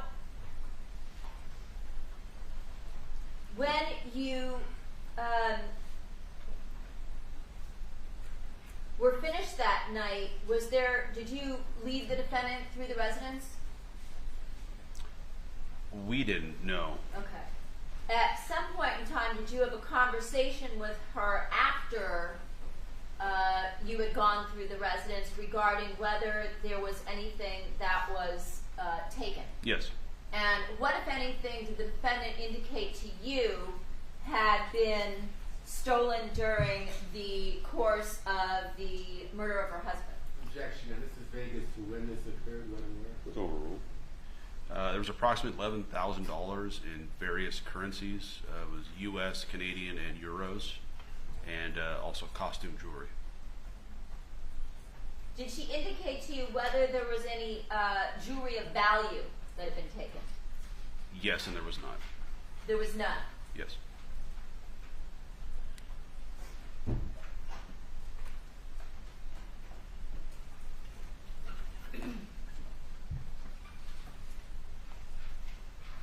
Did the defendant ever provide any specifics for any particular items of costume jewelry that she claimed had been taken? I don't recall there being anything identifiable.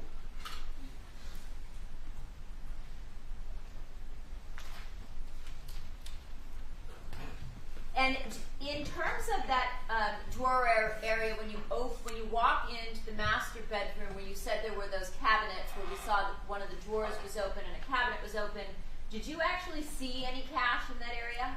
There were some loose bills in the drawer that was partially open.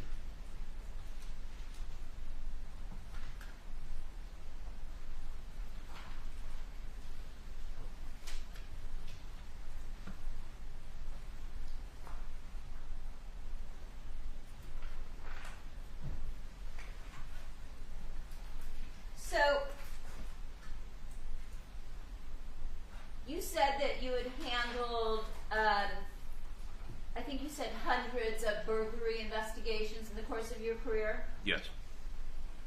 If I were to give you a hypothetical based on your experience, if you had a burglar who entered the home to commit a burglary during daytime hours, would it be common or uncommon for the burglar to go out onto the patio to attack a resident? Objection, Your Honor. Call for speculation.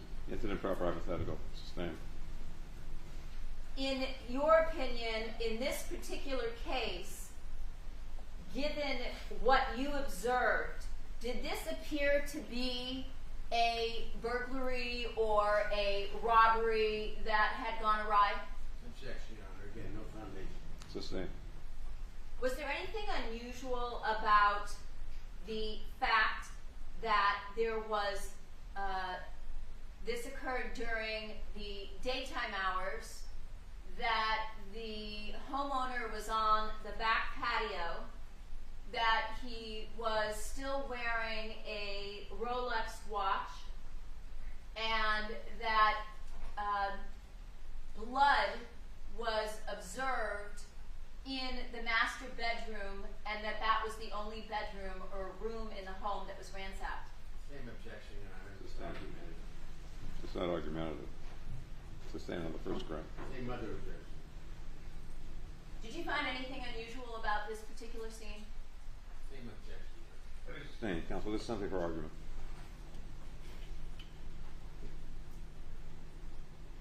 Would it have been possible to burglarize this home without ever contacting the homeowner, given the location of where the bedroom was located as opposed to where the victim was on the back patio? Same objection. Sustained. The fact that there was blood on items in the bedroom, did that indicate to you whether a burglary had taken place first or whether the murder had taken place first? It appeared based on that the ransacking had occurred after the murder.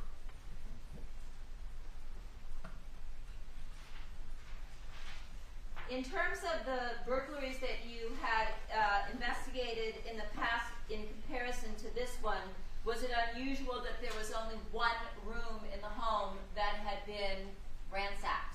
Same objection. Sustained.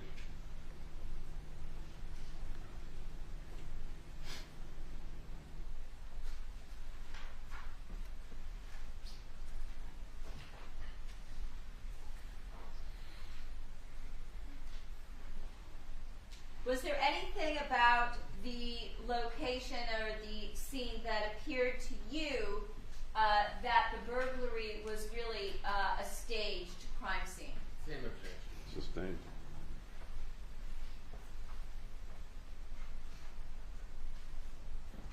you recover some surveillance video from the area of Oakdale and Queen Victoria, some neighborhood community cameras? Yes.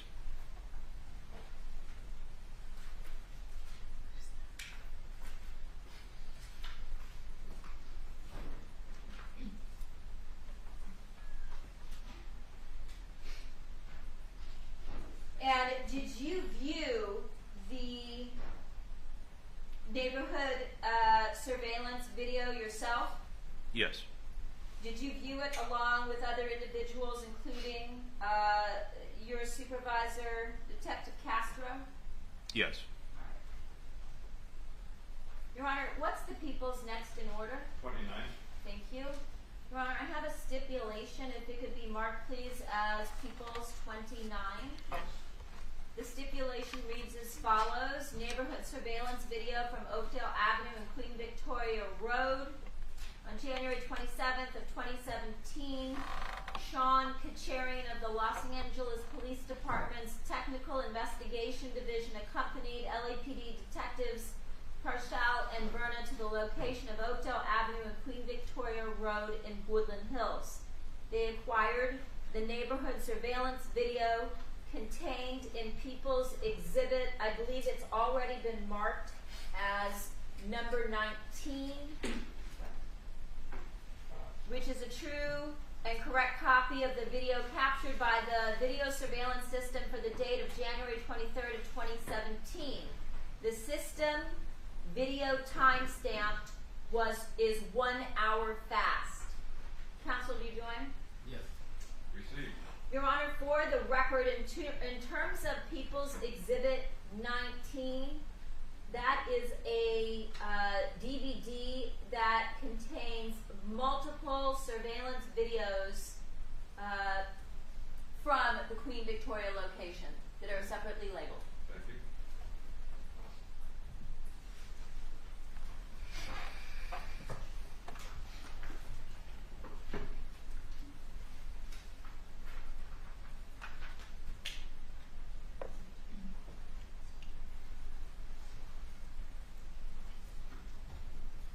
Showing you People's 19, number 7.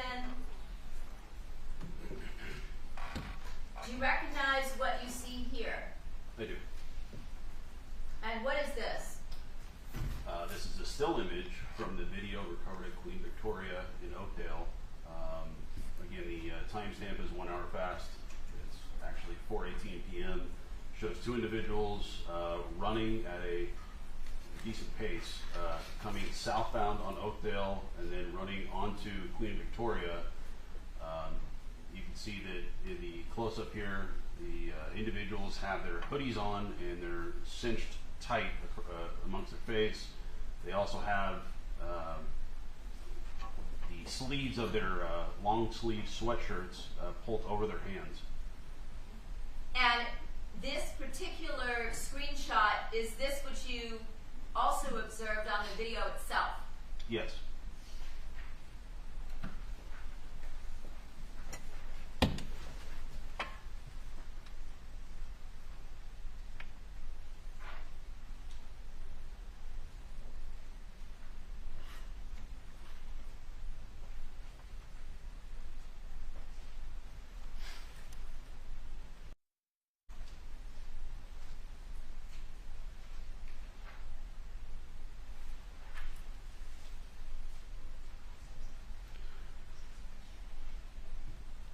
Your Honor, at this time we are going to ask to play various surveillance videos that are contained in People's 19, the surveillance video from the neighborhood surveillance camera from the date of January 23rd, 2017. Very well. Showing you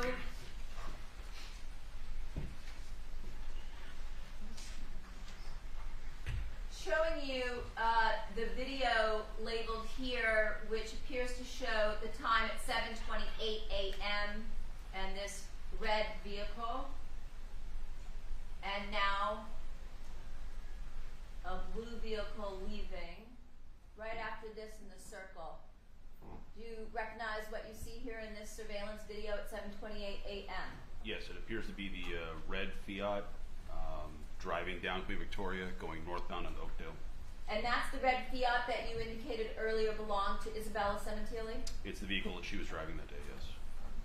Was that consistent with your interview of not just her, but also the defendant in terms of the time that Isabella Sementilli left for school on that date? Yes.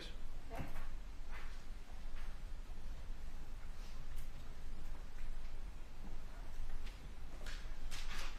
Showing you now video for 2:15 in the afternoon. Okay. We just saw a vehicle leaving the location. Do you know what that video shows? I don't. Was the, did you conduct at some point an interview with Delia Pacheco? Yes. And did she indicate in her interview that she was picked up and left the residence somewhere between 2 and 2:30 in the afternoon? She did. Would that be consistent with her leaving the location? Yes. Now I'm going to show you one relevant to what the defendant told you in her interview that took place at 3:26 in the afternoon.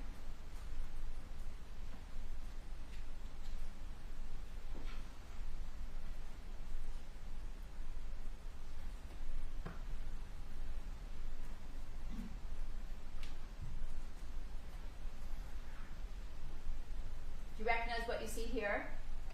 Yes, it appears to be the black F-150 pickup truck going down Queen Victoria and then driving northbound on Oakdale. And again, would that be consistent with the defendant's description as we heard in her interview from the night of January 23rd of the time that she left to go to Target? Yes. Okay. Showing you another video, this one for 3:47 in the afternoon.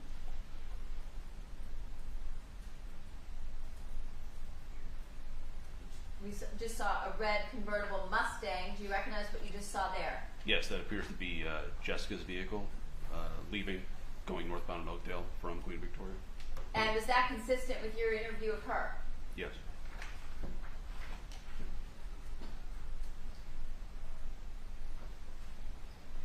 Showing you another video from 4:53 in the afternoon.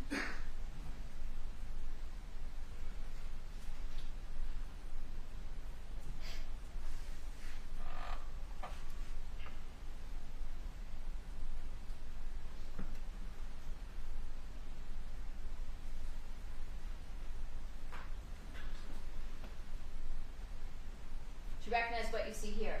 Yes. And what is that? It appears to be the vehicle that belonged to Fabio Sementilli leaving Queen Victoria, going northbound on Oakdale. Okay.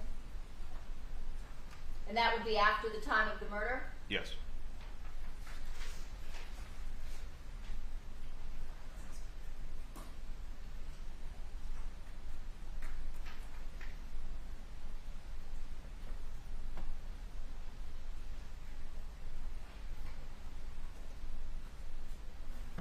Showing you another video at 4:54 on that same afternoon.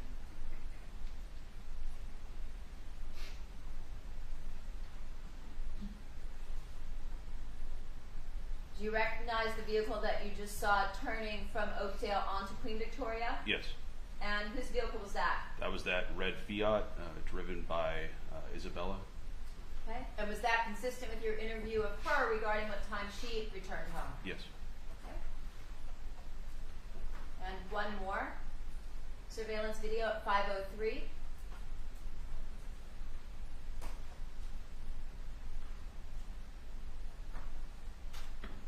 Do you recognize what you just saw in that video? Yes. And what was that? That was the black F-150 pickup truck driven by Monica returning home.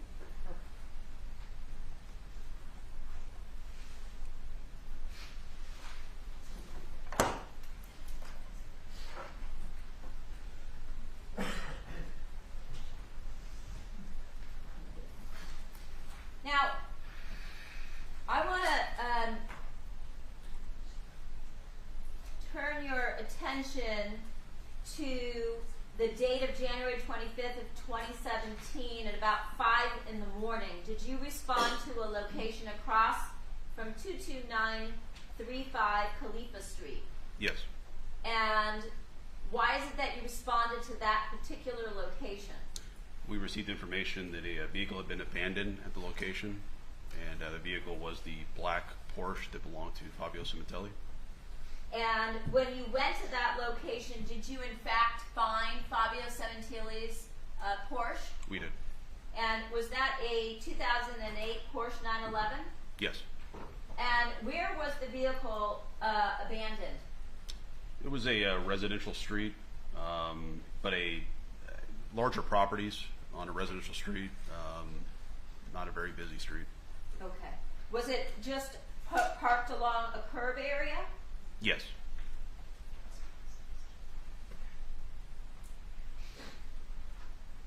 All right, a photograph of a street that is labeled Porsche Recovery Location on January 25th of 2017, 22933 Khalifa Street, Woodland Hills. May it be marked, please, as People's 30? Yes.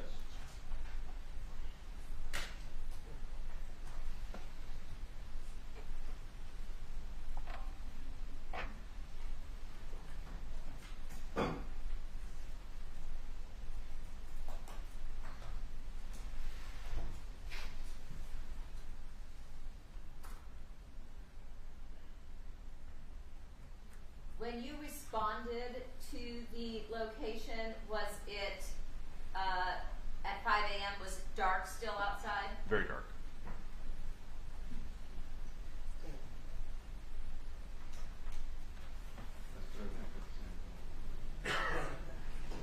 Plugging our butt situation. Yeah.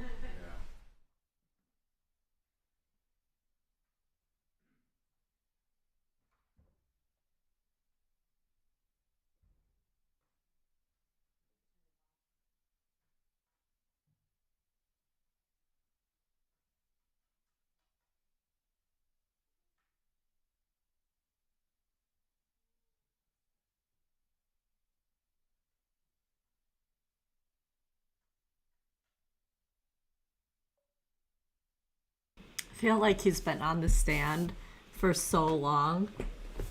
I mean, in all reality, not that long, but it just feels like it's going on forever. We may have to do a reboot underneath.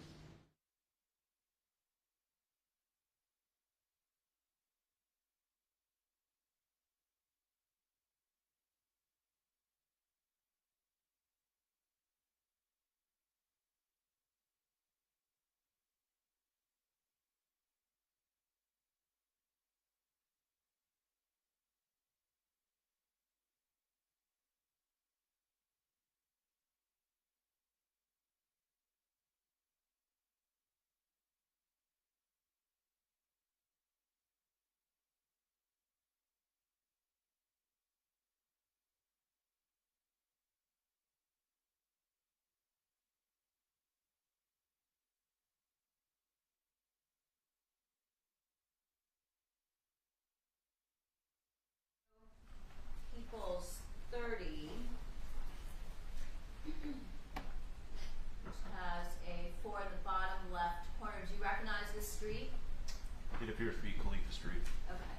And if I was to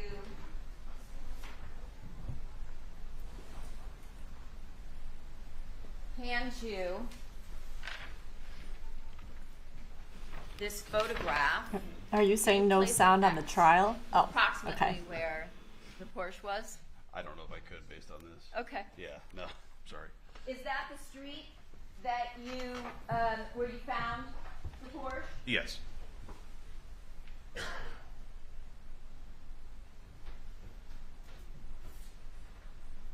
Honor, I have another photograph labeled Victim's Porsche recovered on Khalifa Street. It has a 5 in the bottom left corner. May it be marked, please, as People's 31. Yes. Showing you People's 31. It's 2 photographs. Your Honor, could I check, is it clear this is the officer who found the Porsche? I'm sorry? Is Detective Werner the one who actually found the Porsche? I don't know. I'd object if he didn't find it after describing anything about where it was found. I don't know about this picture. Then if you're objecting to the last one, your objection's untimely. I believe the detective testified that they went out to this location on the morning of January. Let's proceed. Looking at the photographs that you see here in Exhibit 31, do you recognize what you see? Yes, and this is how I recall the situation. Very dark, so I don't recall the residences or how it looked on the street at the time, but this is how the vehicle was when we were at scene. And actually, did you take these photos? I believe Detective Parshall did. Okay. Who was with you that morning? Yes. And showing you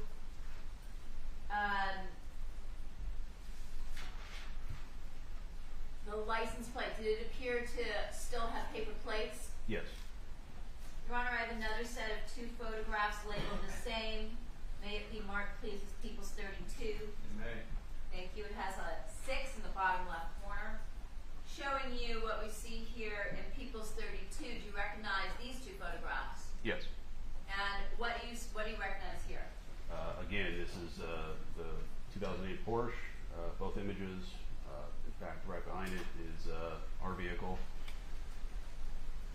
This is on Khalifa Street.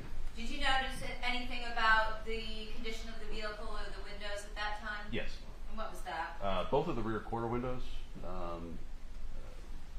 In the back, behind the main side windows, were down.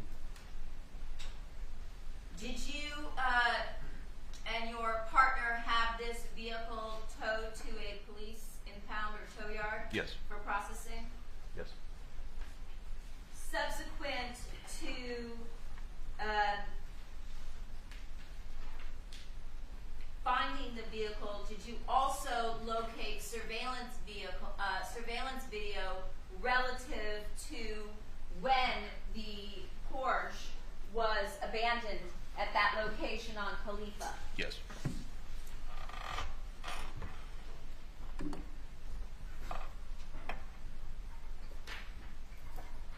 Your Honor, I have another stipulation. May it be marked, please, as People's 33. Yes.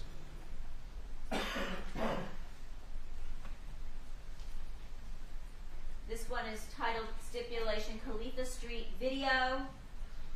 On January 25th of 2017, LAPD detectives Parshall and Berna viewed and downloaded video surveillance from cameras located at 22906 Khalifa Street.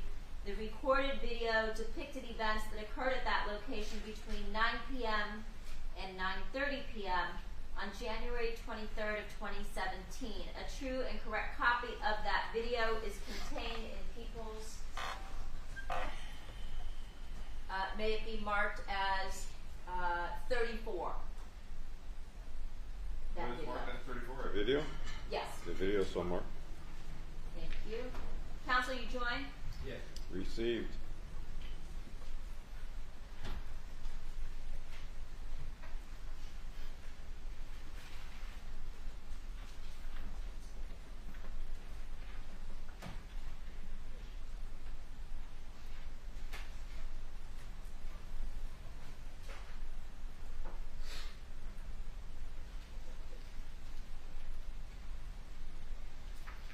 Your Honor, I have a still shot labeled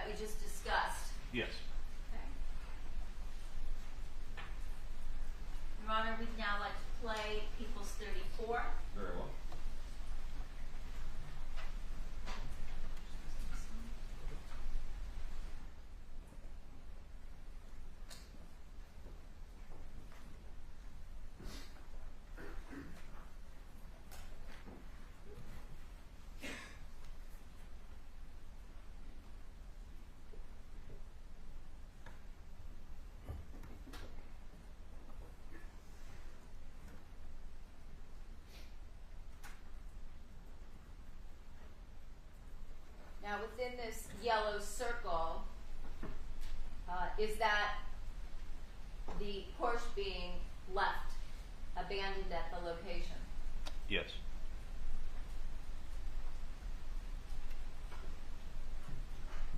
And what, if anything, did you note with respect to this video? There appears to be a single person that gets out of the vehicle and walks away from the vehicle.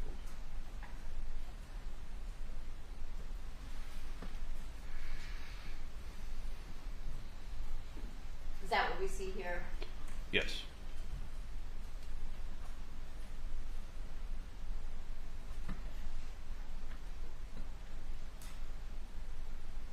And Your Honor, for the record, this video, I believe, is 2 minutes in length.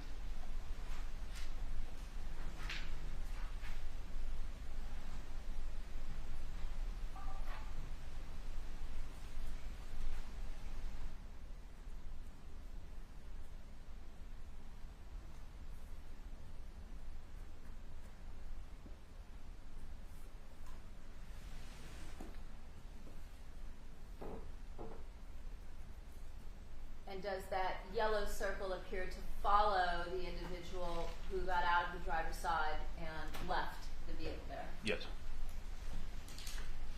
A couple days after the recovery of the Porsche, did you respond to Howard Summers' tow yard on January 27th, Yes. about 9:15 in the morning? Yes. And was the vehicle processed at that point in time? It was. And was that by a criminalist from the crime lab Yes. by the name of Jane Kwan? Yes. Your Honor, I have a set of 2 photographs labeled Processing a Victim's Recovered Porsche by criminalist Jane Kwan. May it be marked as People's 36. Yes. And it has a number 9 in red in the bottom left corner.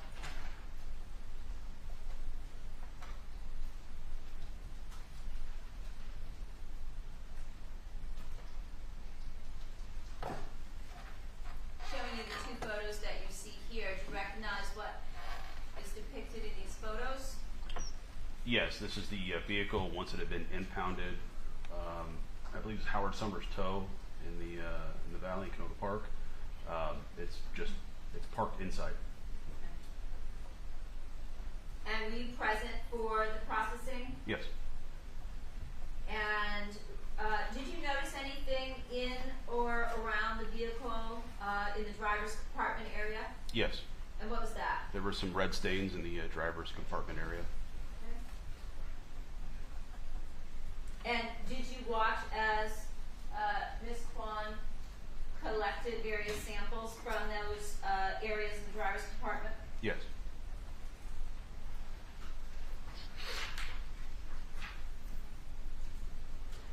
Your Honor, I have another set of 2 photographs, same title. It has a 10 in the bottom left corner. If it could be marked, please. These 2 photographs is People's 37. Yes. Showing you People's 37, does this appear to show on the left the back of the vehicle? Yes. And what do we see here on the photograph to the right?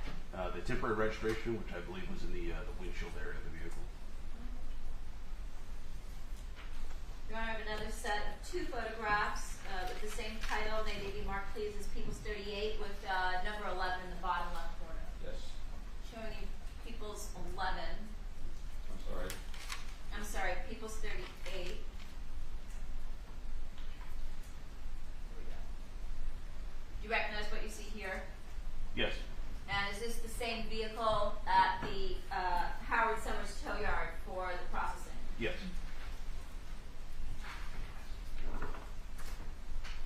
Now, in terms of the items that were collected by Ms. Kwan, did you collect those items from her and take them back to the lab, or did she do that? I believe she did that.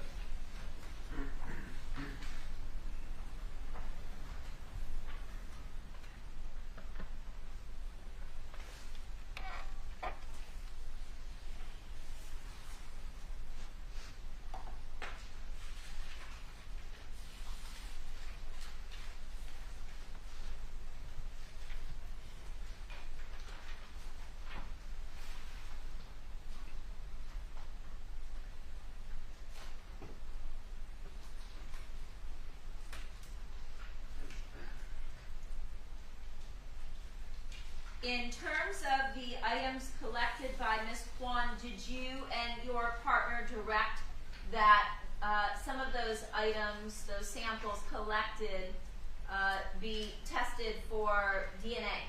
Yes. And is there paperwork that you fill out to get that done? Yes. On February 14th of 2017, did you receive some information that started to focus your investigation? Yes. And what information was that? That some of the red stains from, I believe, the residence and also the vehicle returned back to Rob Baker. Robert Baker? Yes. Did you conduct some investigation into the background of this particular individual? Yes. And were you able to determine where he was living at the time? Yes. And do you know that location? It was on Independence. I don't recall the actual numbers. It was an apartment complex. An apartment building? Yes. And approximately how far was that location from the location on Khalifa where the Porsche had been abandoned? I believe roughly 3 miles. And approximately how many miles was that residence, that apartment building, from the Sementilli residence? Roughly the same, around 4 miles if I'm not mistaken. Were you also able to determine through department resources a cell phone number for this individual? Yes. And was that cell phone number a number for which you or your partner or someone who was working with you wrote search warrant for cell phone records? Yes. And relative to the stipulation that I read earlier, was that carrier through Sprint? I believe so. And was that for a phone number 213-272-1093? I believe so. If you'd like me to, I can refresh my recollection with my notes. Would you please? Sure. Your Honor, may he review documents in his murder book? At any time.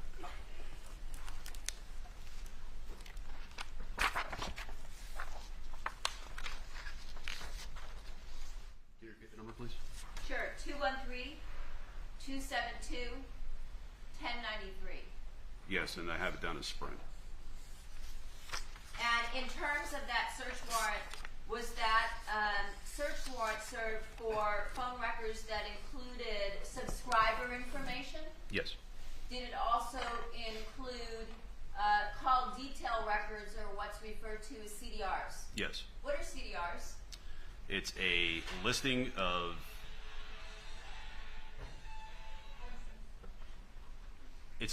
any phone number that has called you or you've called from your device. It's a historical document of basically every contact you've made on your phone. And were you also able, through department resources, to determine a particular vehicle that was registered to this individual, Robert Baker, at that particular address on Independence? Yes. And was that a 2000 black Ford Expedition? Yes. At some point in time, did you review phone records for the defendant's cell phone number that she gave you, 818-424-4213, in relation to the phone number for Robert Baker? Yes. And what, if anything, did you note? There was communication between the devices. When you say communications, was there a small amount of communications or a large amount of communications? I don't recall the exact amount, but I believe it was significant. Significant amount? Yes.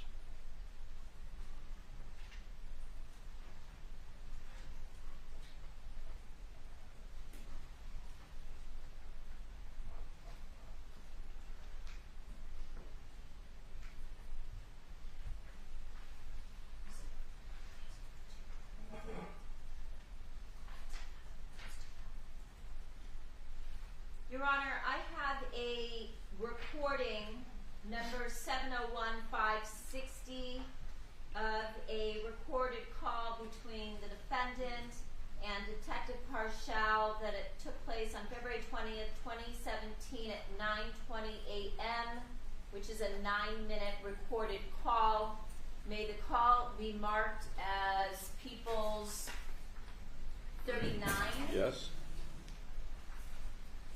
And the transcript as number 40. Yes.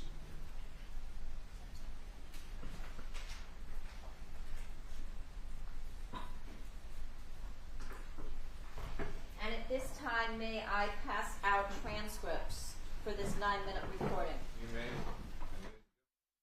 Applies relating to the transcripts.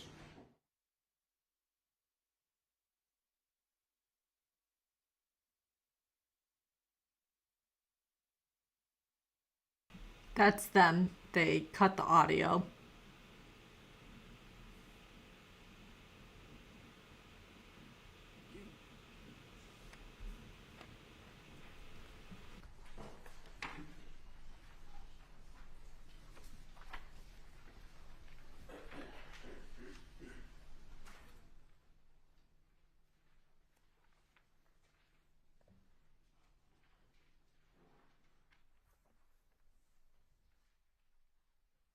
Although I'm not really sure why they would cut the audio during this. The jury is there, so anything they can hear, we could hear.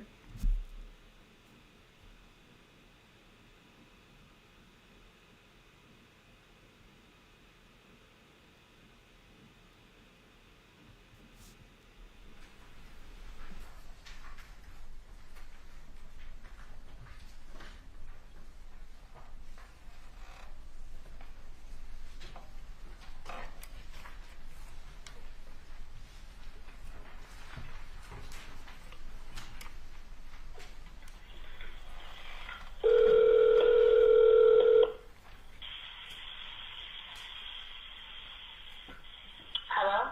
Hi, Monica, this is Detective Parcell. Hi, Detective. How you doing? Terrible. How's it going? Oh, it's going. Yeah, I got no bombshell news to give you or anything like that. You know, that area over there has been hit by a lot of burglary crews, so we got. Yeah, but not murders. No, but you know, if someone interrupts someone during a burglary, you know, and you know, they feel like they're in danger. I have someone, family, and friends telling us that they're a crime detective. Should I? No, we'll be able to get this, I think.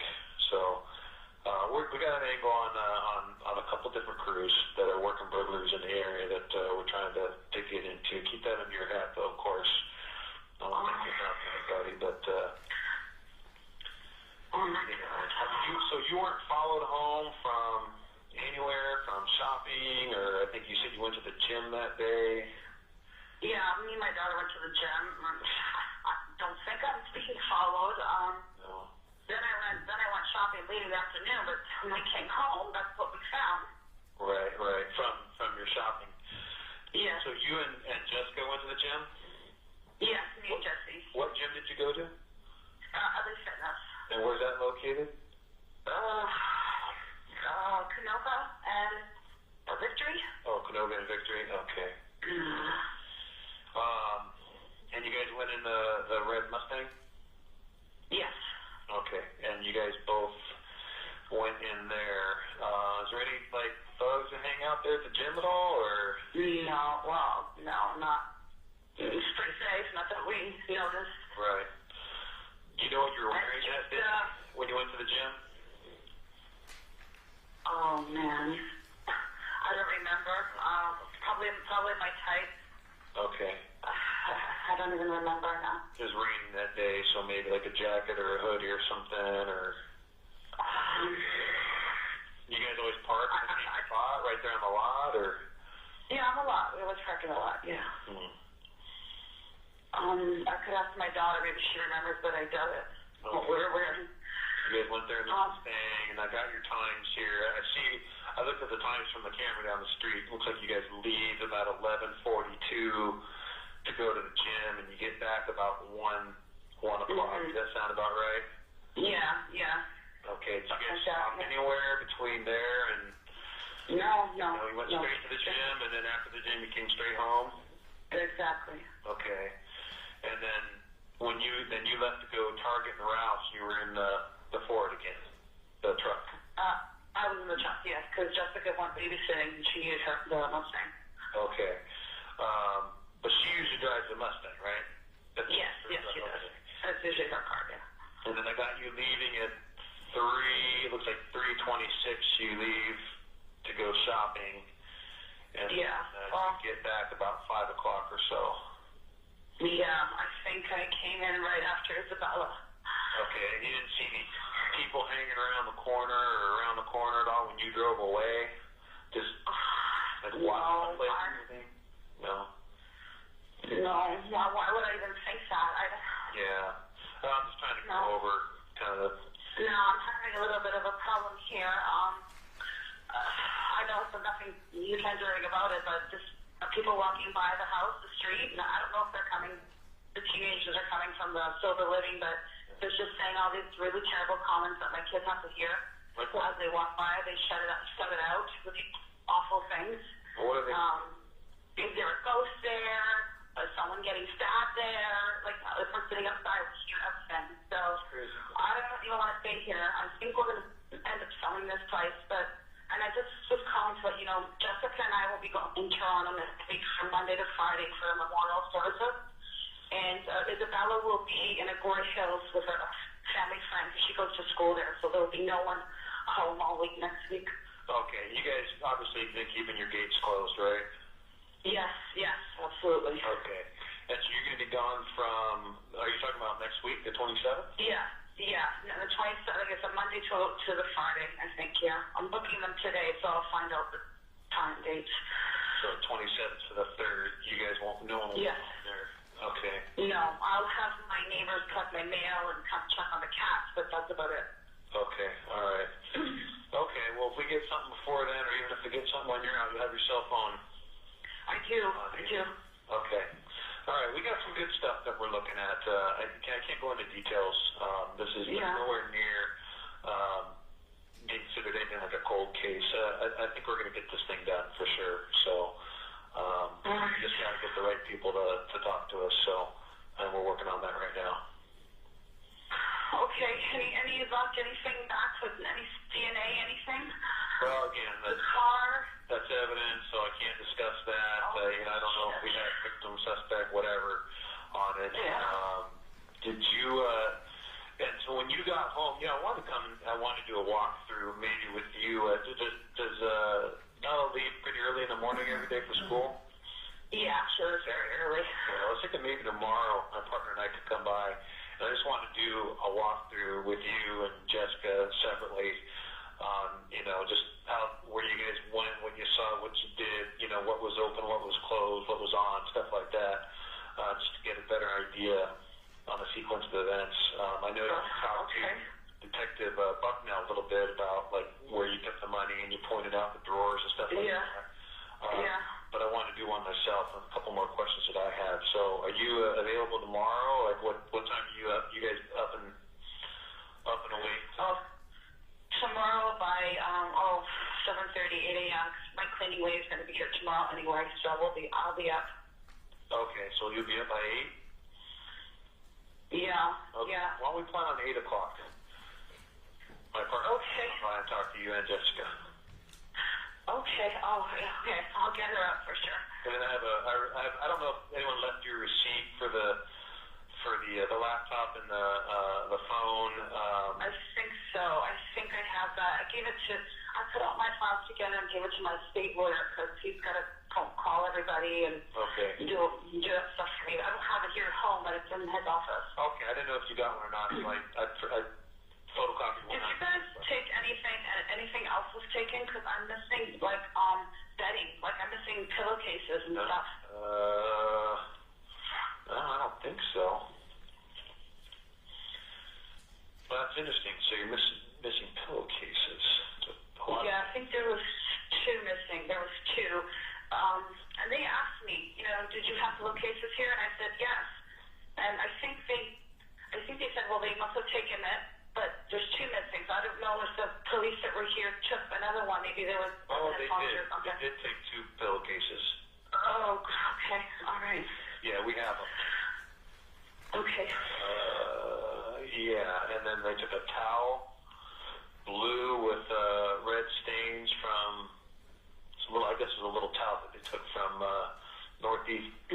northeast bathroom door. They took the bottle. Looks like they took the bottle of vinegar, cloth from the the faucet in the kitchen. Okay. Yeah, and everything else is pretty much just swabs. So. Okay. All right. All right. I'll talk to you tomorrow. We can talk a little bit more in person. Okay. So let's plan on 8 o'clock. Unless something comes up on our end, I'll give you a call. But 8 o'clock should work for us. Okay, thank you. Okay, thanks, Monica. All right. All right. Bye-bye. Transcripts? Yes.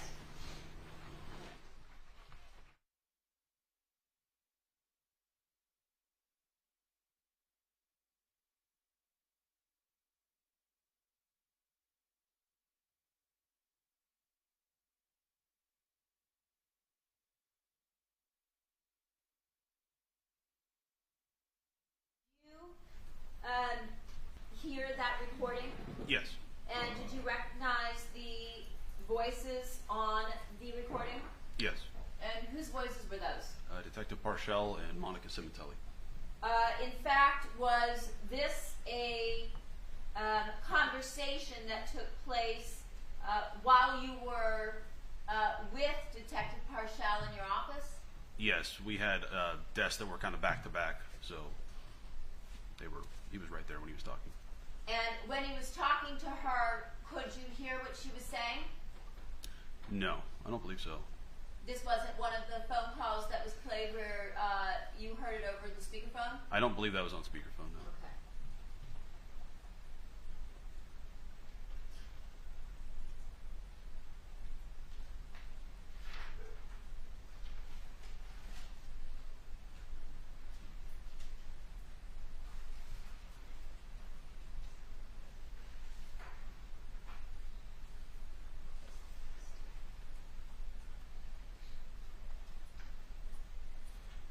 Your Honor, I have another stipulation.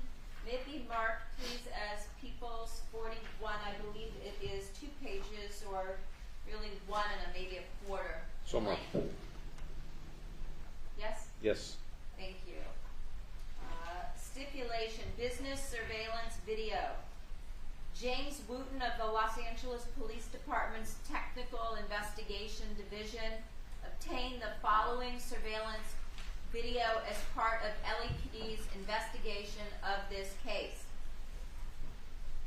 On February 16th of 2017, Wooten downloaded surveillance video from LA Fitness located at 6401 Canoga Avenue in Woodland Hills.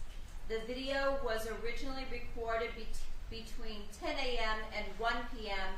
on January 23rd of 2017. The surveillance video contained in People's, Your Honor, it's a CD, can it be marked as People's 42? The CD will be so marked. Thank you. Is a true and correct copy of that video. The system video timestamp is 1 hour and 45 minutes ahead of the actual time. On February 16th of 2017, Wooten also downloaded surveillance video from Ralph's Supermarket located at 20060 Ventura Boulevard in Woodland Hills. The video was originally recorded between 3 p.m. and 5:30 p.m. on January 23rd, 2017, and includes video from cameras located inside and outside the store. The surveillance video contained in People's, can this also be, Your Honor, on People's 42, the same CD? Yes. Is a true and correct copy of that video. The system video timestamp is accurate with respect to the actual time. On February 16th of 2017, Detective Fillmore of the Los Angeles Police Department obtained surveillance video from Target, located at 2081 Ventura Boulevard in Woodland Hills. Fillmore received the video from Target manager Marilyn Robles. The video was originally recorded on January 23rd of 2017. The surveillance video contained in People's, again, Your Honor, Exhibit 42, please. Sure. is a true and correct copy of that video. The system video timestamp is accurate with respect to the actual time. Council, join. Yes. Received.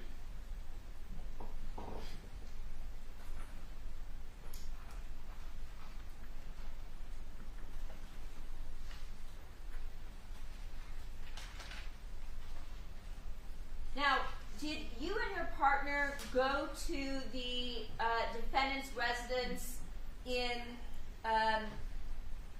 consistent with what we just heard of the February 20th, 2017 recorded call between your partner and the defendant? Yes. And on that following day, February 21st of 2017, at about 8:20 in the morning, was it just you and your partner that went to the location? It was. Do you recall who was home that day besides the defendant? It was Monica, I believe Jessica was there, and also a family friend. And was that individual Ernie Valorano? I believe so.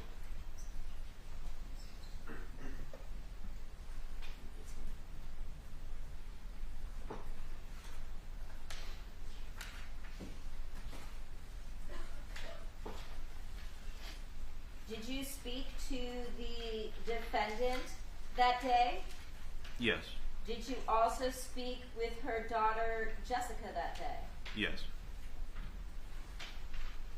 And did you also speak with Ernie Valorano?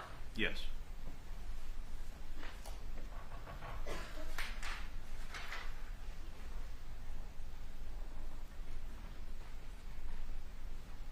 And when you spoke with each of these individuals, did you speak with them in separately in a different room?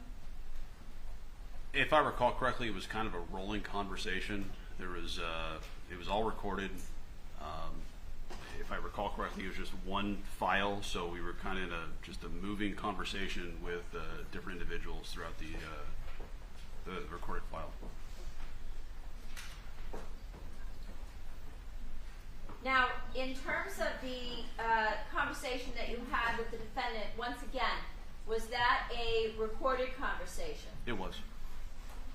Again, Your Honor, this is a recorded conversation that is approximately an hour in length. Do you want me to start it now or after the noon hour? I think we'd better do this after lunch. Okay, can I please have the recording, the CD of the recording marked as the People's Next in order? That would be 43. Thank you. And the transcript as People's 44. Transcript be marked as 44. And for record purposes, this is recording number 701564. Detective, have you previously listened to this recording and viewed the transcript? I've listened to the recording. I don't think I've seen the transcript. Okay. I may have. I'm not sure. Did the recording appear to you to be an accurate recording of the interview that you had with the defendant on February 21st of 2017? Yes.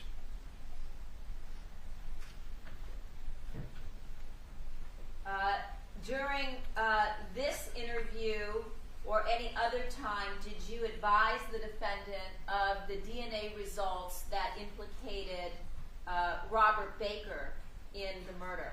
No. And why not? It was an ongoing investigation. If we were to explain what we actually had in this case, we were concerned that we would have destruction of evidence. And so for that reason, it was kept close to the vest. Okay. This might be then a good place to stop, Your Honor. Ladies and gentlemen, we'll be in our lunch and recess until 1:30. The evidence applies not to discuss this case either among yourselves or with anyone else in the form of expressing any opinion to the cause finally submitted to you. See you at 1:30. All right, we made it to their lunch.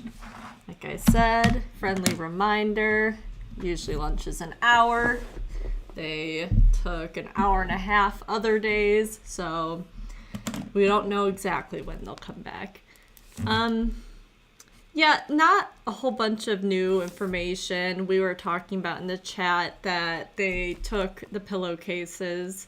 Um, Anything that was taken that was from that bedroom was evidence that Baker had left his blood on because he killed Fabio and then went into the house and went to the master bedroom and staged it like a robbery. So odd for them to take it, but that's why. It's just because it's more DNA evidence. Let me scroll back up, see if there was anything else I was missing in the chats.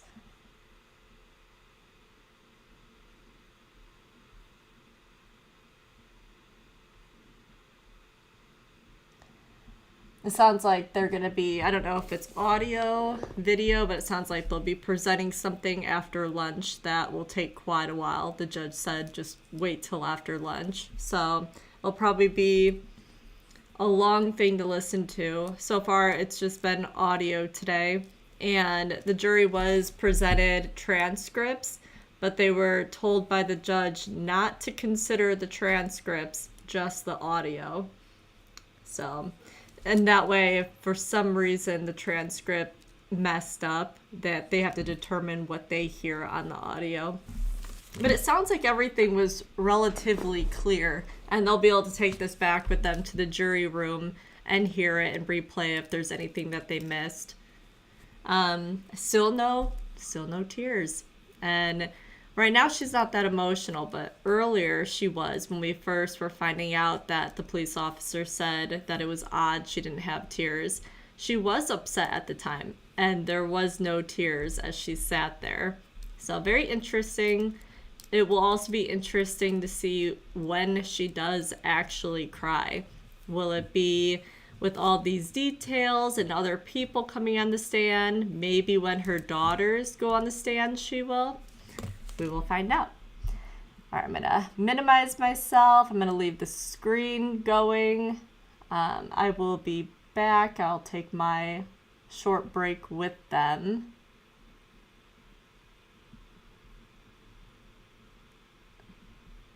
There we go.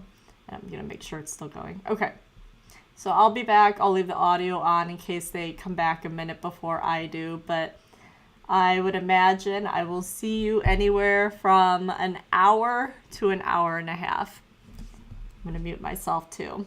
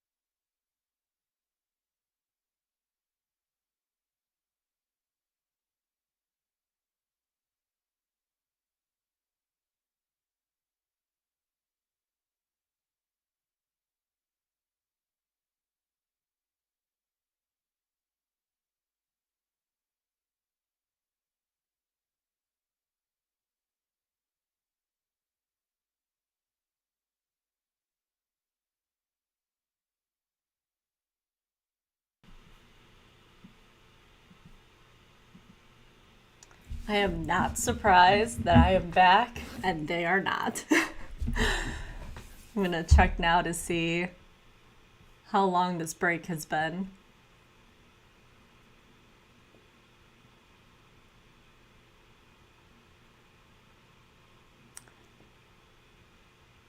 Almost an hour and 5 minutes. So hopefully they'll come back soon.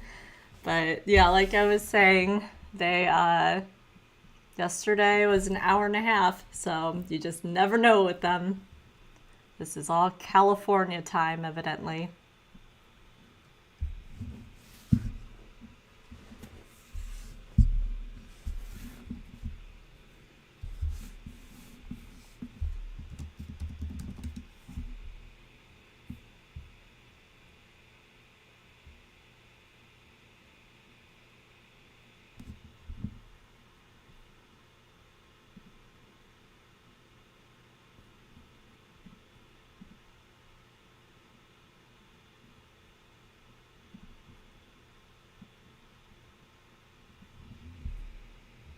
Well, at least I was productive on that break. I had time to hurry and get to the grocery store.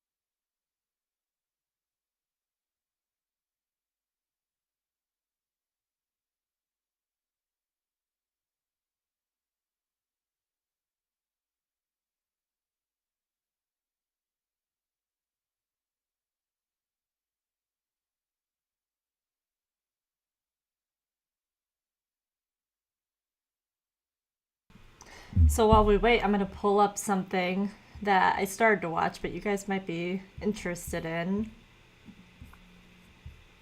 So they were saying that they noticed it was odd that Monica didn't cry when they arrived when Fabio was murdered.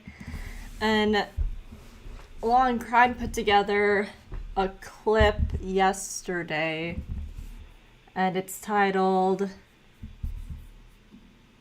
Accused Husband Killer Sobs Listening to Chilling 911 Call.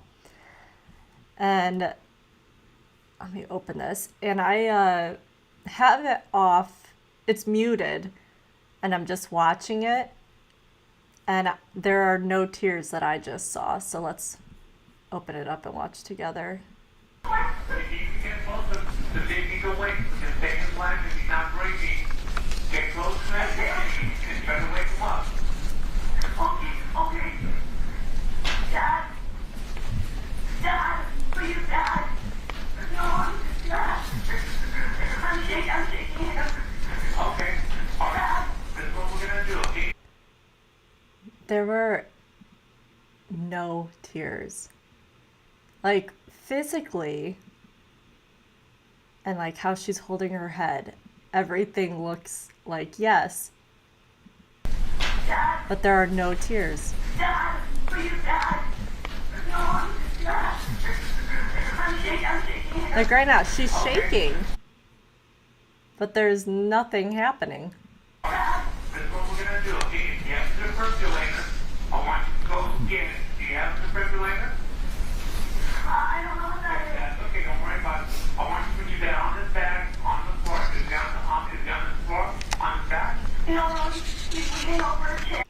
And she's dabbing her eyes, but I mean, she had her hand down for a good while, and she's shaking as if she's crying, but there was nothing. That is very interesting. I'm going to skip forward just a little bit.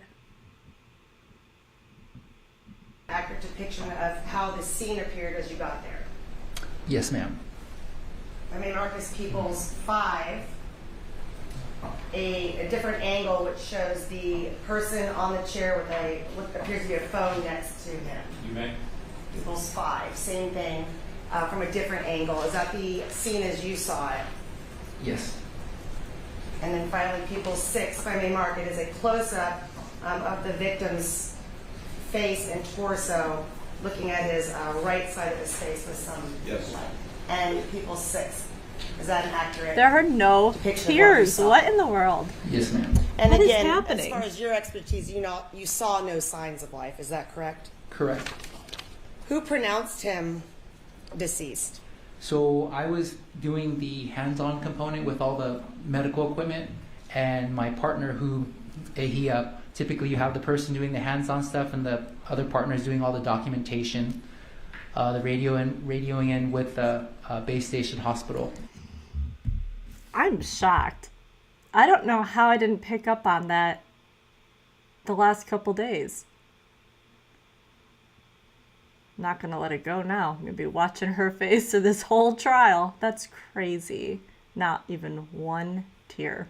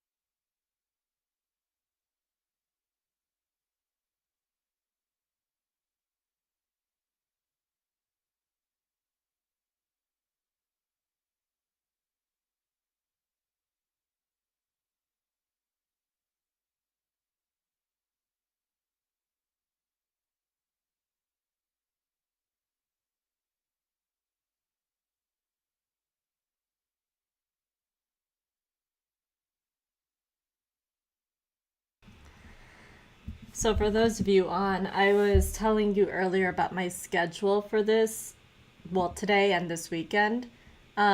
We still have to go over day 2 and day 3. Today is day 3 for Colin Griffith's trial. And I was saying that maybe we'll do day 2 tomorrow and day 3 in 2 days from now. But I found out with the schedule change that I'm probably going to do the second day of his trial tonight. Well, tonight for me. So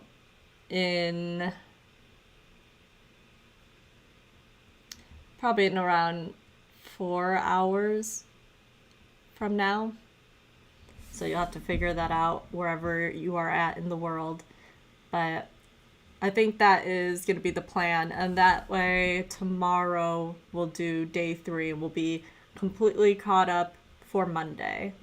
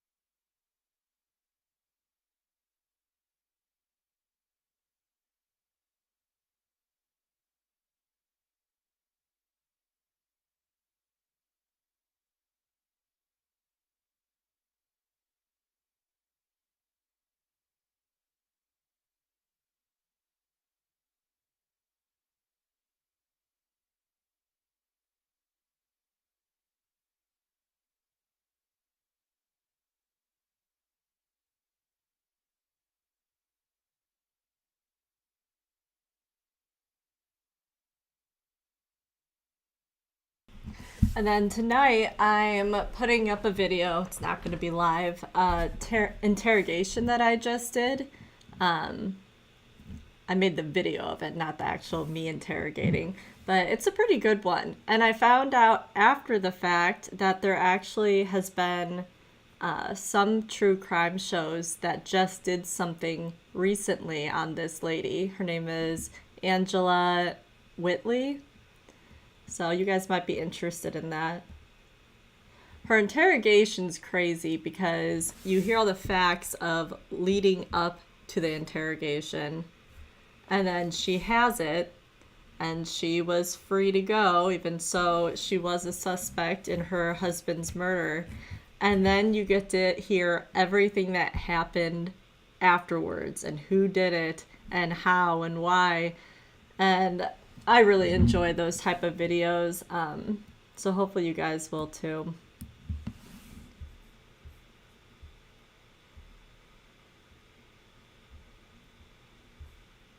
Now I was trying to catch up with the ASAP Rocky's trial. Supposedly Rihanna went to court. They're not showing the gallery at all. So somebody did a sketch of her being there. Maybe if I find that, I'll pull it up. So supposedly she was there at least one of the days so far.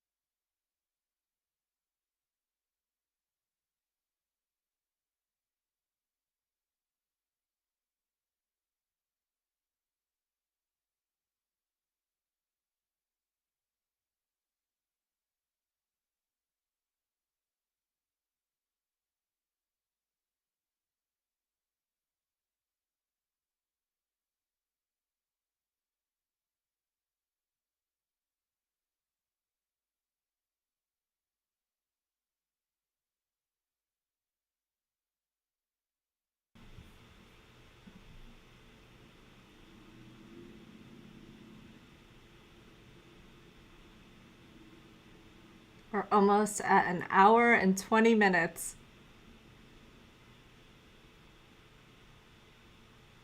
I wonder if California just automatically does an hour and a half. Everywhere else does an hour.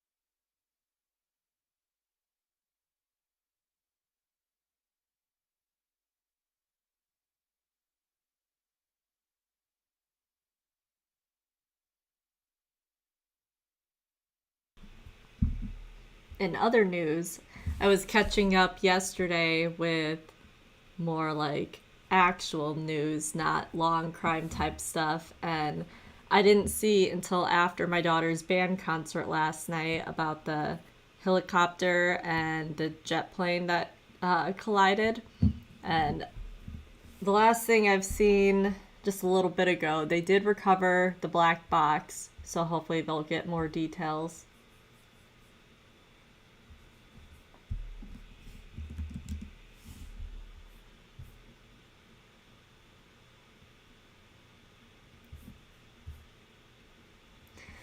And one of the headliners for it is air traffic tower reportedly understaffed.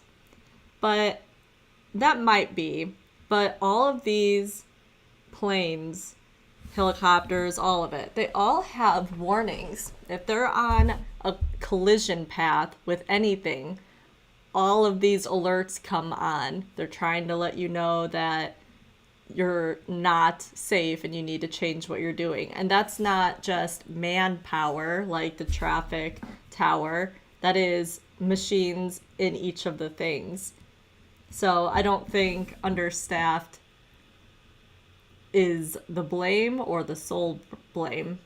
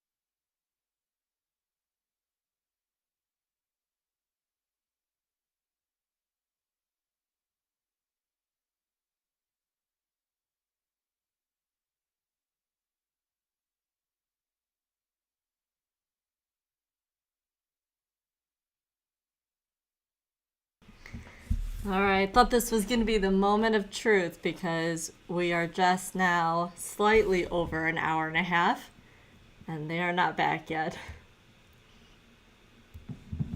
I'm glad I gave everybody ample warning that they are not on time ever.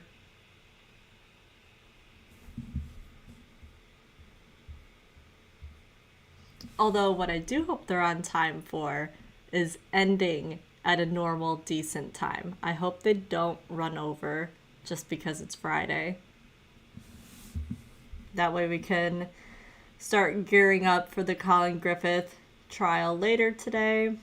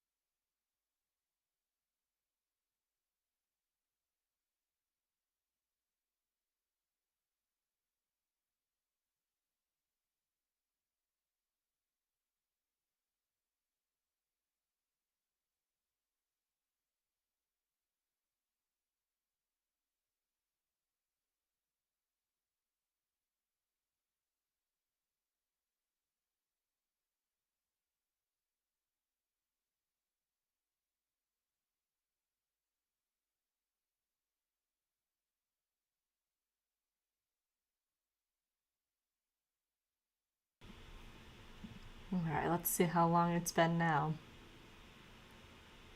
Over an hour and 40 minutes. It's just madness.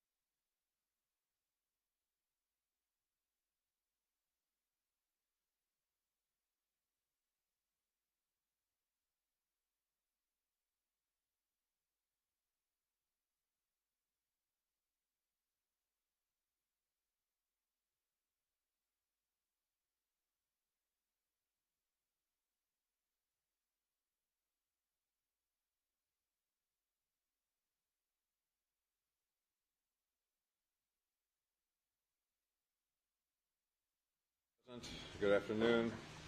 I just spent the last hour and a half in a meeting with other judges from different jurisdictions. I should have gone to medical school. In any event, Detective Verna, you're still under oath, and you may continue. Thank you, Mayor. I think at this point we were getting ready to play a recording of the defendant's interview from February 21st. I believe that we marked the audio as People's 43 and the transcript as 44. That is correct. And at this time, let me just ask a couple of questions before. Prior to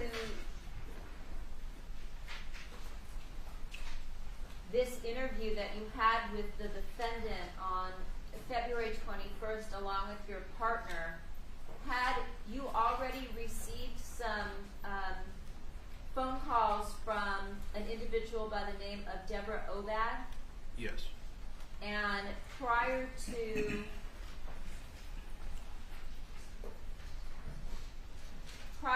this interview, had Miss Obad already sent you some photographs from a wake that took place at the Sementilli home on the date of Jan?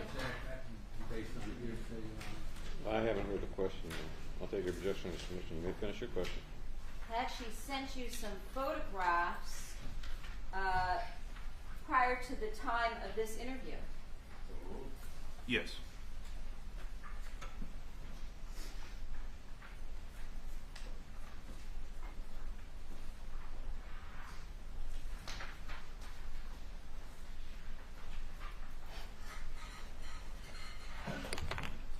I have a set of photographs. The first one is a single photograph labeled Defendant Sementilli and Robert Baker at Wake, January 29, 2017. It has a red 8 in the bottom left corner. May it be marked as People's 45? Yes. Thank you. This is one of their neighbors What's spying now on marked as them. People's 45. Is this one of the photographs that you received from Deborah Obad? Yes.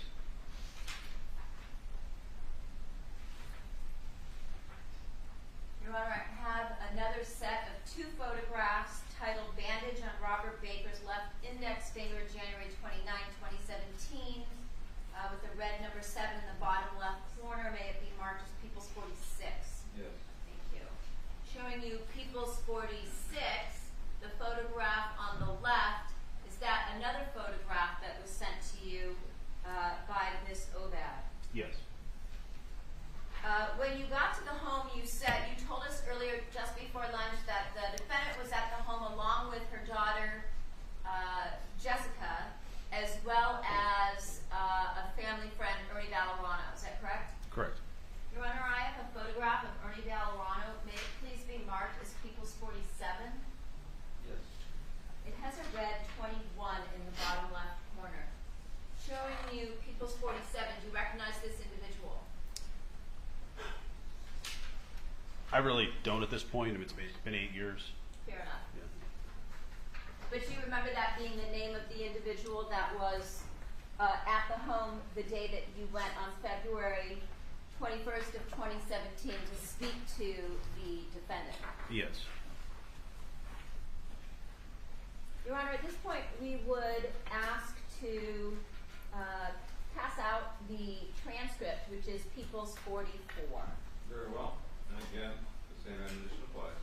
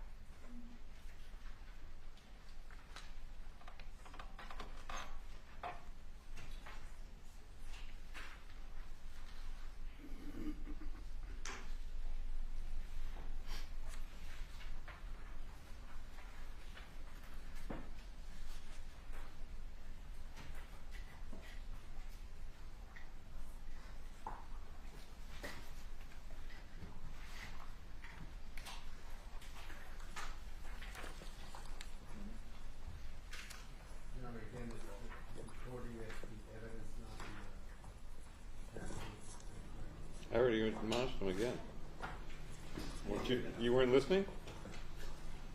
We were, Your Honor. I believe you just said same admonition. But That's exactly what I said. Thank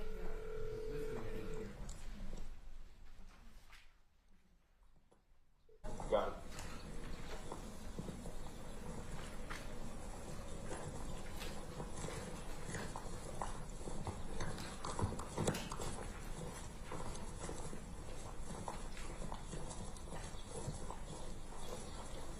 Morning.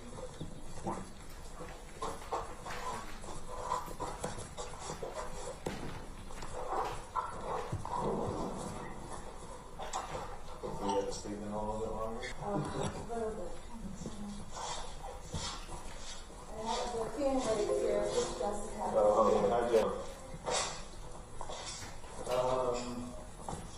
So what I want to do is I wanted to kind of do a walkthrough, kind of retrace everything that happened. And then I want to do the same thing with Jessica as well. And then eventually Bella as well, just to make sure, you know, we got like, they took so many different swabs of different areas in here.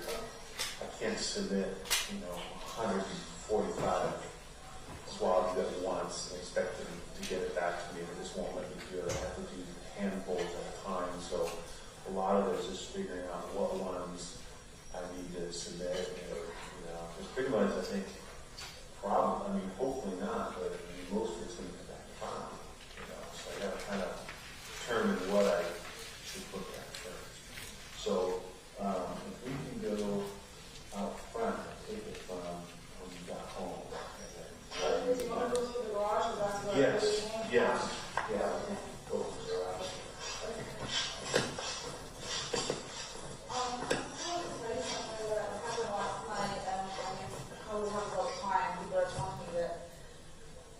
My family and his work friends have been getting Facebook requests from Fabio yesterday. And so they obviously call us right away. I don't even have Facebook, so we don't even know. And they would say hello. And when my nephew wrote back, who is this? Like, what, you know, what's going on? They deleted the page. But then they reported it, and I think Facebook is looking into it. But I mean, who would do that? Yeah, right. Profile page. Yeah, I've never heard of that actually, but interesting. So some of the people, so Bobby, you have Facebook. Oh, yeah. Okay, what's his Facebook? Jessica, what's that Facebook? A name or an account? What's just his name? Okay. There's no dot or anything. Fabio Sementilli.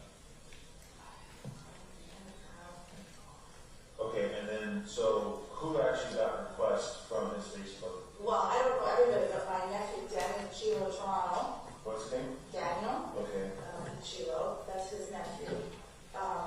Text me. And then, Dana, somebody from Wella, Canada, her work got it. Okay.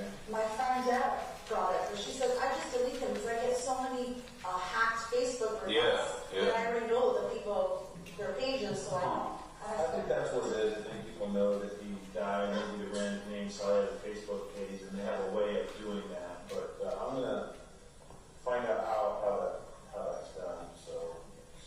It was an actual request for like a friend? Yeah. It wasn't just like a suggestion or? no, it was a friend request too. Obviously, his From contacts. him to Right. His contacts, Huh. yeah. I don't know how many got it, but I told Right. him, can you keep me posted, you know, whatever, so. I'm sure people are just screwing around. Like they got a way to do it, and they think it's fun or something. Okay, is there any other social media besides Facebook? Twitter, LinkedIn, I mean, I think he's everywhere. We didn't realize how worldwide he was. Did he have like an agent or a PR person or someone that would manage the social media at all? I probably his assistant at work would help him, but I know he was, you know, into doing his, making sure he does his own thing. Oh, okay. But to responding to things, I'm sure his assistant helped him with that stuff at work. Who was his assistant? Alicia Truesdale. Alicia? Yeah, Alicia.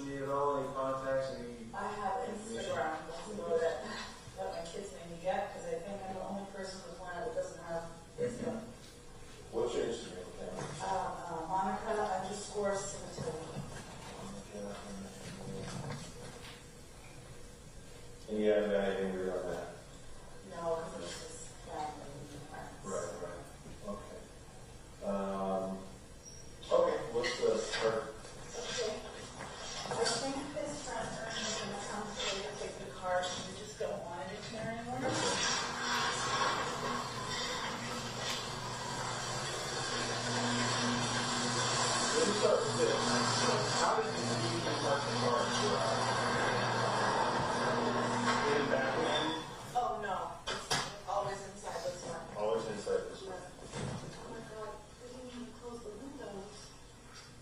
Let me, I want to get a picture of the car. Did he always park it right in the middle too, or was it? Yeah, like here. Okay. It was not the was side. always up halfway here too. Okay. We always come in through here, always. I checked everywhere. There is no papers of that stupid DVR thing. I checked every cupboard. I checked all these little areas. There's nothing. Did you guys get a new DVR yet, or? No, but State Farm's gonna, they're gonna replace all these things. Okay. I think you could just plug it in. I would think so. I mean, unless they rip wires out or something like that.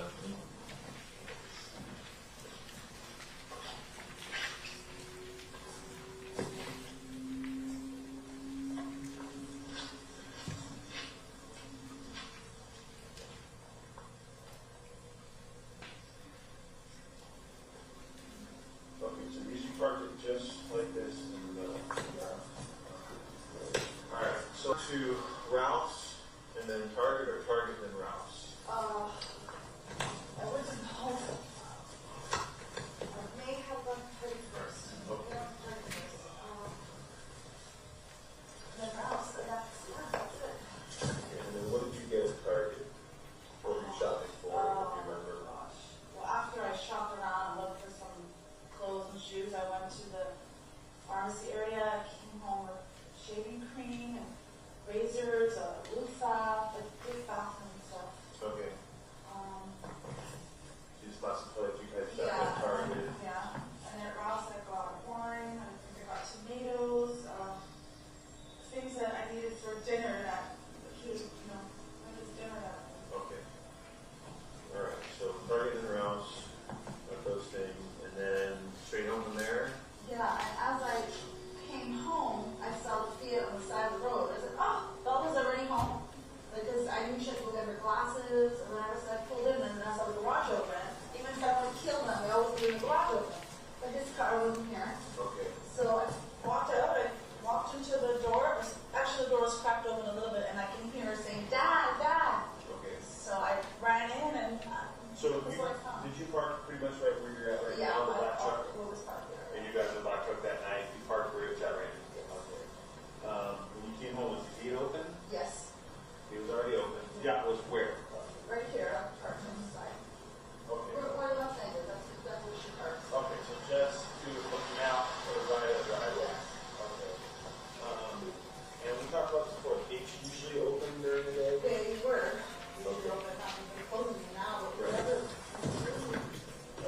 Okay. Especially, I don't know, we're home. When we leave, we always close the gate. Like when there's no one home. If everyone leaves, you close the gate. Last person leaves, close the gate. Yeah. Otherwise, it's open during the day, Otherwise, coming and it's going. always open. Porsche is always parked in the garage? Yes, Okay. Is the truck always parked right here? always. And here is the Mustang, that's why she always parks on the road, or it's Fiat and Mustang on the road, because then they always fight who's got to get out first. Alright, so whoever gets in here, the other person parks on the street? Yes. Okay. So you came home, you parked, you hadn't got any phone calls from anybody, or, Oh, Bella, just Bella. She's on my way to get my glasses. Okay. And I think I was in the middle of Ross or getting in or out of Ross, and I said, oh, okay, I'm on my way home too. And I didn't think she'd make it home before me. Okay. And unfortunately, she did. Okay. So you came in, gate was open, you parked, garage is open, Porsche was obviously not there, and you came into the garage. Yes. Okay. And did you notice anything unusual? Did you notice the DVR missing? Did you notice any blood on the ground or anything like that? No, all I heard was Dad, Dad. So I just kind of Okay. ran in there. So you ran or you walked? Oh, God, I don't remember. That's okay. But probably as soon as I heard it, I started running, but This door was cracked. yeah, just a little. About that far or so? Yeah. Okay. Oh, and it was dark, like no lights. Oh, it was all right. Okay. So you came in. I went this way, I saw the door open, they were screaming, I dropped my bags, and I ran up. Got the bag,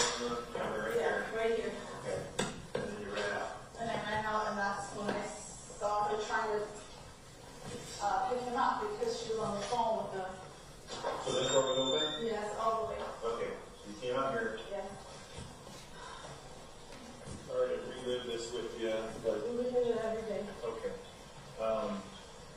You saw Fabio here? Yeah, on the ground. They go over on one of the pillows, which is now gone. Okay. On one of the chairs? Yeah. Okay. And then where was Bella? Bella was here. Was here.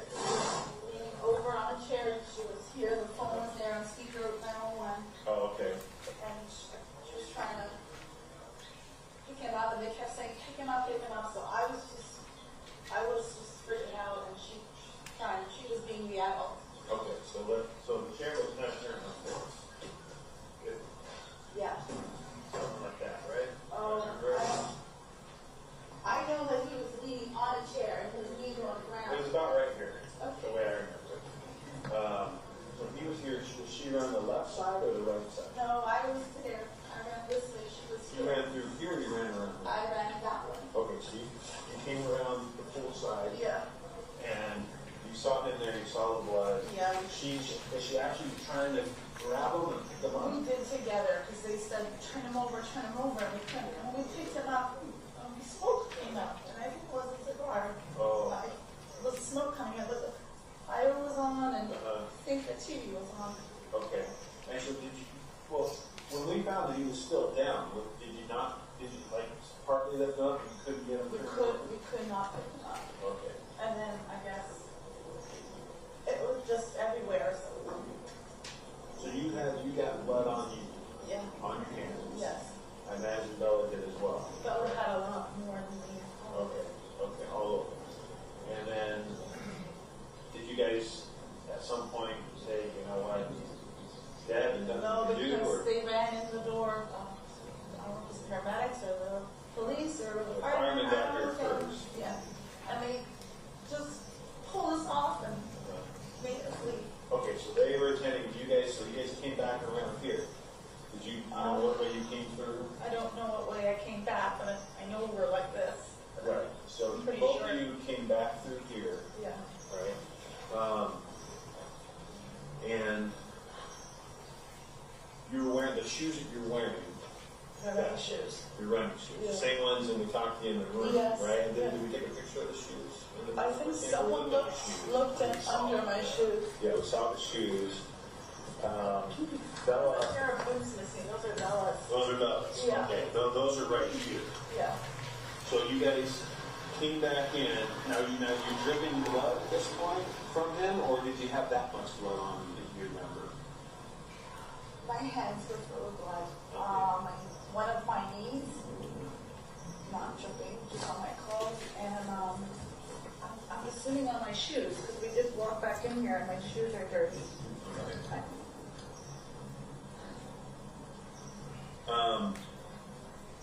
And then so you guys both came in all the way inside, or did you stay here and watch? Well, they pushed us in and made us sit right there and not so leave.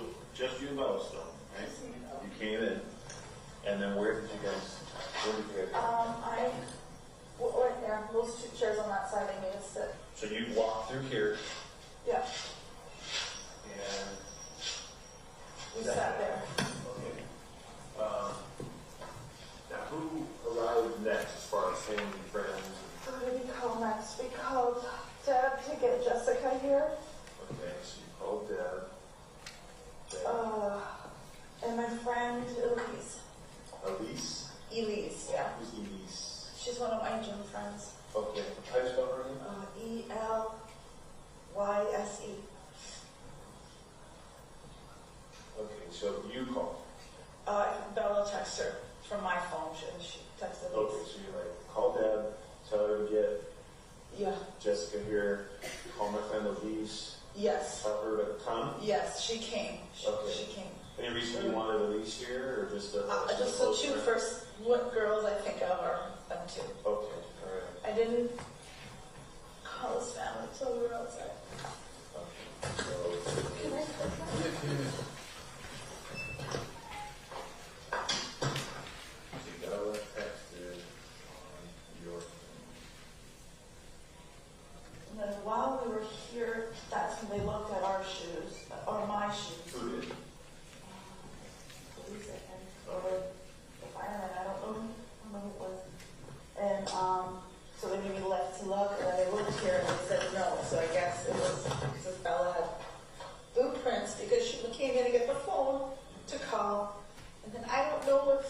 she came in? Oh, the She's- first one out there. Yeah, this is what she remembers. That when she went up, she saw, ran to get the phone. She went to see and got the phone and brought it out. Okay. And Okay. so I don't know how that's. I think those prints got there, but they were then. They were there. They were all through the kitchen, and What do you mean all through the kitchen? Whose prints? Bella's? I don't know. We don't know, but it's like blood stuff. And then they made us. We went through the garage, but we stopped, closed everything, and we went. Okay, We just go to the front door. Back up. So you guys Yeah. came in, you walked through here, you texted Elise, you texted Yeah. Deborah, and then did you remain there? Yeah. Okay. So, did anyone else come through the door while you were sitting over here? Deb, the Elise, the police? the Yeah. police? Everybody came in through here. Okay, everyone came through the garage. Everybody, because it was wide open. I think everyone came this way. Okay. I don't remember. Okay, so who all showed up then? Just Elise came, Uh-huh. and then Deborah. But I don't know who came first. Elise came, Deborah came, who else? That's it. Jessica showed up at some point, right? Oh, Jessica came before everybody else. Oh, okay. Yeah. Wait a minute. God, I don't remember. No, Deb came, went home to relieve Jessica from babysitting to send her home. Oh, first Deborah came here, and then she's like, crap, so I gotta get back to Yes. watch. Yes. Okay. All right, then, that's okay. But Yeah. at least Deborah, Jessica, Yeah. the garage was open, they just came through the garage. Yes. But now, did they go out there next to Father's They Farm? were not, no, they wouldn't let anybody go here. Okay. I walked around here because I was looking out the window and they wouldn't let me move from here. Now, you had, who was it, the paramedics? Yeah, Or- everybody, yeah, the police. Okay. There's I think 2 or 3 here that, just made sure we stayed here. I don't remember, but I think Bella said something. Oh no, she asked them, can I go to my room because she had to get something. Uh-huh. And so I think she went there. Okay, so Bella went to her room. I think I didn't ask her. Okay, you think maybe she went to her room? and did Yeah. something, whatever, okay. You don't know what she went there for, or? I think she went to get something she needed, but this was when we were leaving. She had asked, can I go to my room? Because we left through the front door after. So, and I used the restroom right here. They let me go right here to the restroom. And that Okay, was it. let's show them there. Okay, walk. I guess this is the dining room. Yeah, so we came here and so I think she had to get something in the room. Oh, changing clothes. Oh, she went for something Okay. to bring out. And I just went in here. And when I came here and I went like this, that's when I saw everything. And I was about to go here and They wouldn't let you go in the room. Okay, so what did you do in the bathroom? Did you wash off? I did not wash my hands until the next day. I just used the bathroom. Okay. And then we left. You used the bathroom, and then did you come back over there? No, we walked over this way. We were all in Did you already have your purse and your keys and all that? They got it. They came back in and got it for me. Oh no, that was the end of the. That was the way end of the night. Oh, okay. Someone came in and got me my purse. Oh, because you left on the kitchen Yes, island? everything was there. And the next morning, everything was still there. Okay. So you came in here, you didn't go to your room at all. You didn't grab any clothes, you just came to this bathroom here by the front door. And then where would Bella have gone to get a change of clothes? Oh, right here. Go right to the left. Okay, so she came here to get some clothes. All right. Anyone going here at all? Just the laundry? Yeah, just. Okay. And then when you came out of the bathroom, I mean, did she go to her room and come back out there, or was this at the same time? She went to the bathroom, she went to the room at the same time, or? I think she was not sure the room first. Okay. Changed in her room? No, because the lady there gave her a change of pants across the street. I don't know why she came to her room, but I know that they allowed her to come here and then back. Okay. I don't think it was the same time I went to the bathroom. I think it may have been before. Okay, anyway, at some point, she came in her bedroom, got something, Yeah. you went to the bathroom, and then after you left the bathroom, you guys left out here. Now, who was here? Jessica was also here, Deborah was here, and Elise was here at that whole time? Not Deborah, because she went home back to her child. Okay. I don't remember if Elise now was waiting outside or she was in here with us. Okay. I think maybe she was, and we all left. And you left here through the front door? Yeah. And you just walked down the stairs and you walked directly over to the secretaries across the No, street? we just waited at the end of the driveway until. Okay, we're outside the gates? Yes. Okay, you waited out there. So, going into your master bedroom. Yeah. Let me ask her to. Yeah.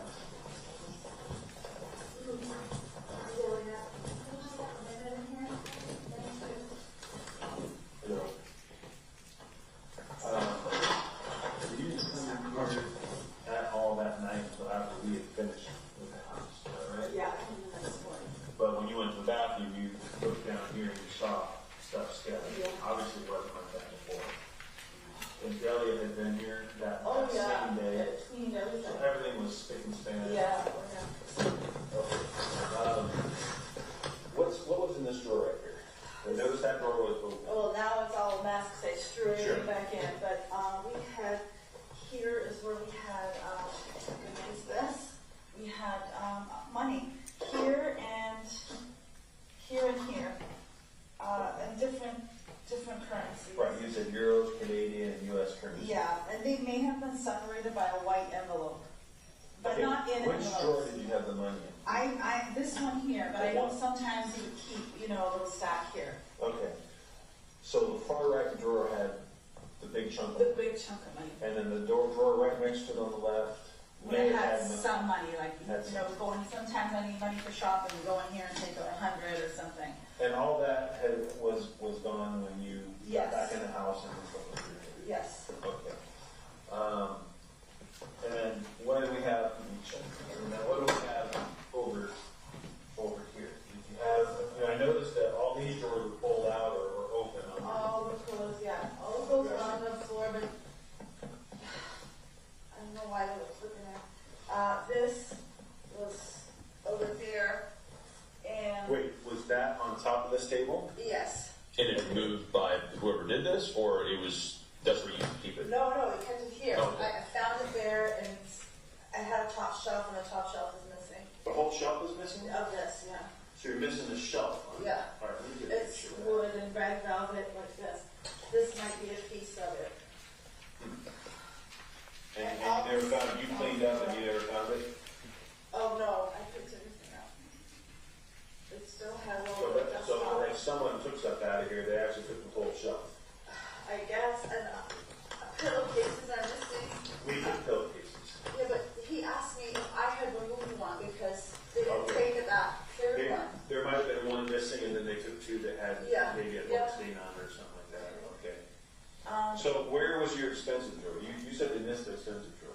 Well, they just took a few pieces. This is not really the good stuff. The good stuff is with my stuff in there in my walk-in closet.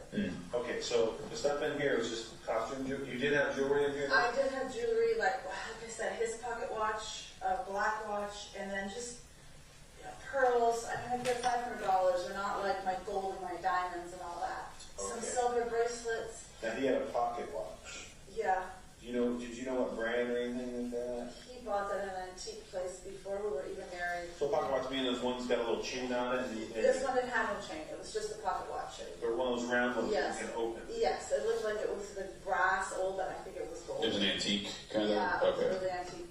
And he used to use it, he used to be a stage artist for these companies a long time ago. I worked with him for many years, and he used to, I'll have all these get-ups and different costumes, and that was part of one of his. And he got it. I haven't seen it. It's been buried for the last maybe 18 years, and he's never worn it, but I know that's missing. What else do you know is missing from there? Okay, so he has a black watch that is not real. It's probably $400 or $500. That's a knockoff kind of watch. So it has a black face. Yeah, it's like one of those, diver watches Okay. things. Oh, okay. I don't know the name. I even was looking at recent pictures. They're not in there. Diver style black watch. Yeah. With a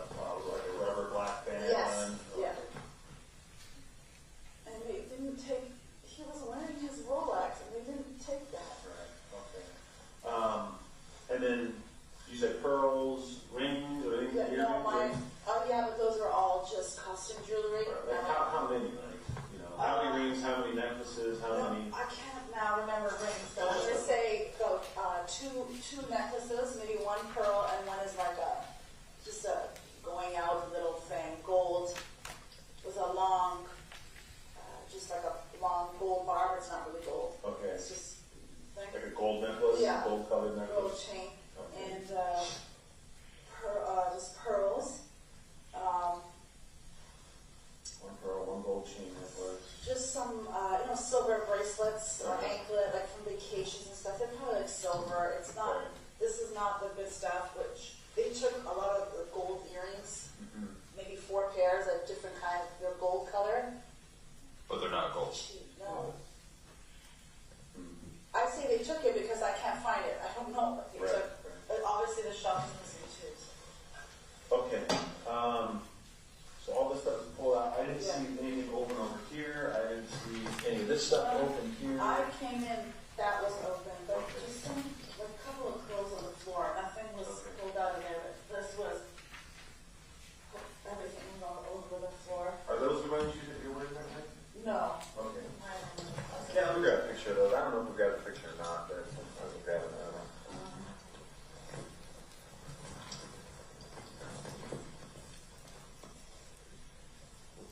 Where were quality issues first, but where was the good stuff? Oh, here.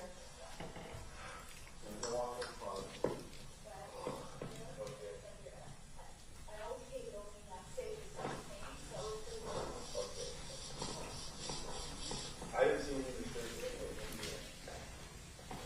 Black all over the floor, I think, is from the prints. Let me see the tread.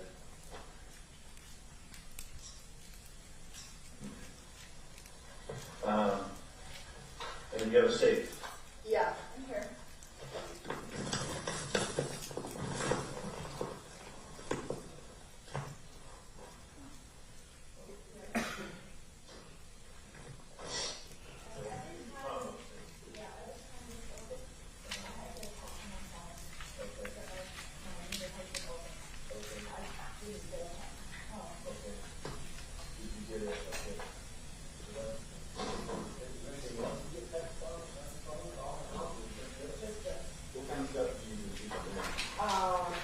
Money. Here I had 4,000 Canadian, which now is gone, so I used it. He keeps his gun in there, but he just went over the holidays to the shooting range with my nephews, everybody was visiting, and when I came the next morning, it was in the case at the top. Now Mike has it. My neighbor Mike said he didn't want it. So the gun case was up here in Yeah. plain view? Yes, at the top it's blue. Okay. But usually he takes out of the case and just puts only the gun in there. This time you just put the box up here. The problem is that I think, we had people here, and I guess we just left opening the safe. So afterwards, you got in a safe, you saw the gun wasn't there, right? Yeah. You checked the case, it was in there. Actually, the next morning, whoever I walked in here with Yeah, was but another. now. Oh yeah. Okay, So okay. and we both. I looked up and I said, "There it is." Okay. So then he asked if I wanted him to take it, but my neighbors were here cleaning up for me, and Mike said I give it to Mike to keep because I don't know if I want to get rid of that. Okay. Was anything disturbed in here? When I came in, I just saw the door of all the black prints. Right. I think there's still, she washed it. There was a black footprint here. Okay. But that's, that's it. I don't remember if there was a mess in here, but I don't think so. I don't remember. That night when you come home, you never came in here. They wouldn't let you come in your room, no. so you didn't come in here. No, I didn't come in here. All right. These doors over here, what's the situation with the sliders? Are they always closed and locked? Do you have them open during the day for fresh air? We do have them open. I wish I could say I lock them all the time, but we don't, because that's how we keep those chairs over here, because when the girls have their friends over, and they go outside, they don't want us around, so we come out this way, and we sit here. He has one coming out of his room. I call it his room because he snores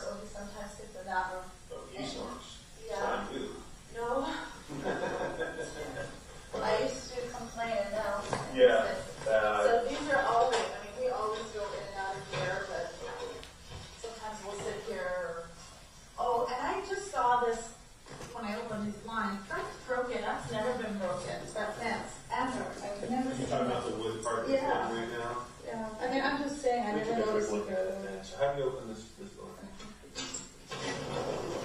So that day, to be honest with you, I think that may have been one of us that was looking down the hillside. Oh, And I think okay. I remember seeing someone step onto that. And Oh, okay, come so down. I didn't see it. Yeah, I think it's actually kind of rotten, Farmers Road. Oh, it's got a little small nail in the hole in that. Yeah. Yeah. I think if someone put their foot on it to look down, Yeah. they might have done Yeah. that. Do you know where it came from? Do you know where it came from? To reserve integrity investigation, I can't tell you stuff that we're working on or stuff that we've deduced. Yeah, that would have got everything. So these doors are normally shut, but Not could be necessarily unlocked. locked. You coming out of here? Yeah, more so this one. Phyllis, she barely uses her door. That's probably always locked. But these two are closed, just not always locked. Right. So you have two sliders to the master, and that one's to the Second bedroom, and that's Second Isabella's bedroom. that's the Yeah. bedroom down there. Okay. Anyway, this would have been left open during the day, right? No, this I would never leave this open. Okay. So Like open. Sometimes we have the screen, but in the summer, not. It's been so cold that we Right, never right. open this. all right. So this should not have been open if it was open. Okay. And are these the interior plantation shutter doors? They're usually open or closed, or They're usually closed, but during the day I open it to get some light. like around here? Yeah. These doors here, are they usually unlocked? Yes. I never have them locked until this came to change the locks. So this door can't even lock. Correct? That one doesn't lock. It's that one. Those that's locked. people. Yeah.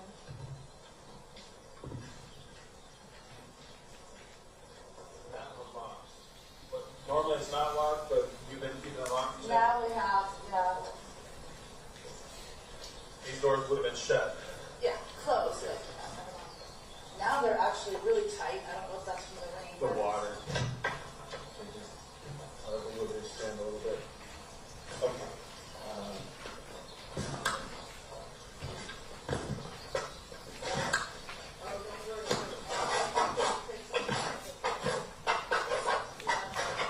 I'll still try to do my best here.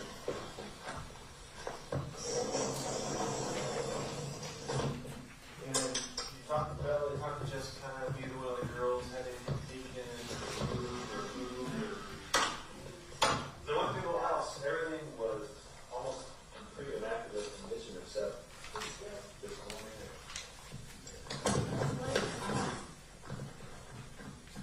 I hope they knew this, that there's something in this room, that they knew that.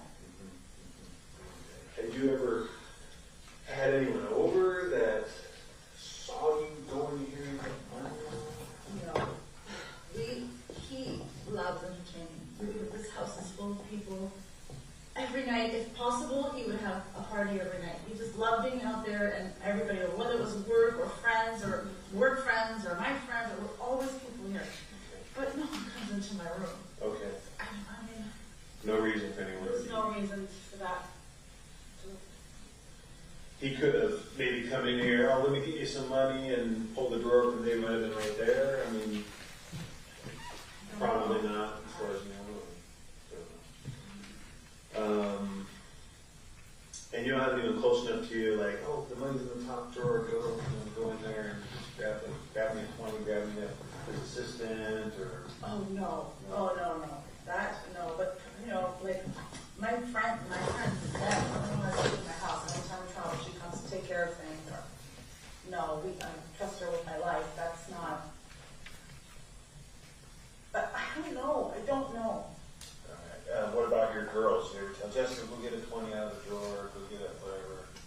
You No. go out, go. When they need money, he or I would give it to them. They don't, I mean, I think they knew we kept money here, but not that much. Right. Okay. I don't remember.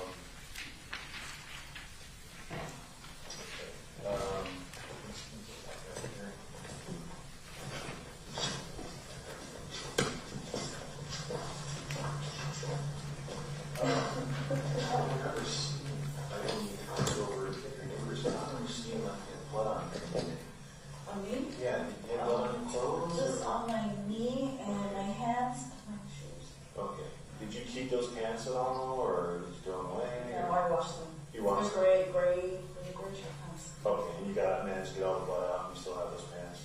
Okay. I didn't check, but I'm sure it came because of the dark gray, so you can't see it. Okay. So they both got, I didn't really, there was no mopping or cleaning, or you didn't wipe anything down. I just gotta ask. When I came in?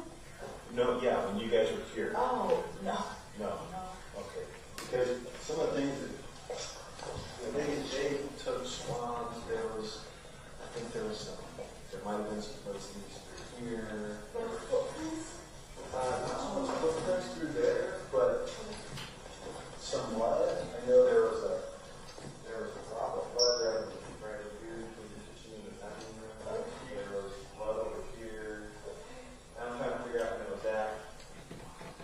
You guys coming in and out, they still have Fabio's blood. I don't know about there, because I don't know if that would have had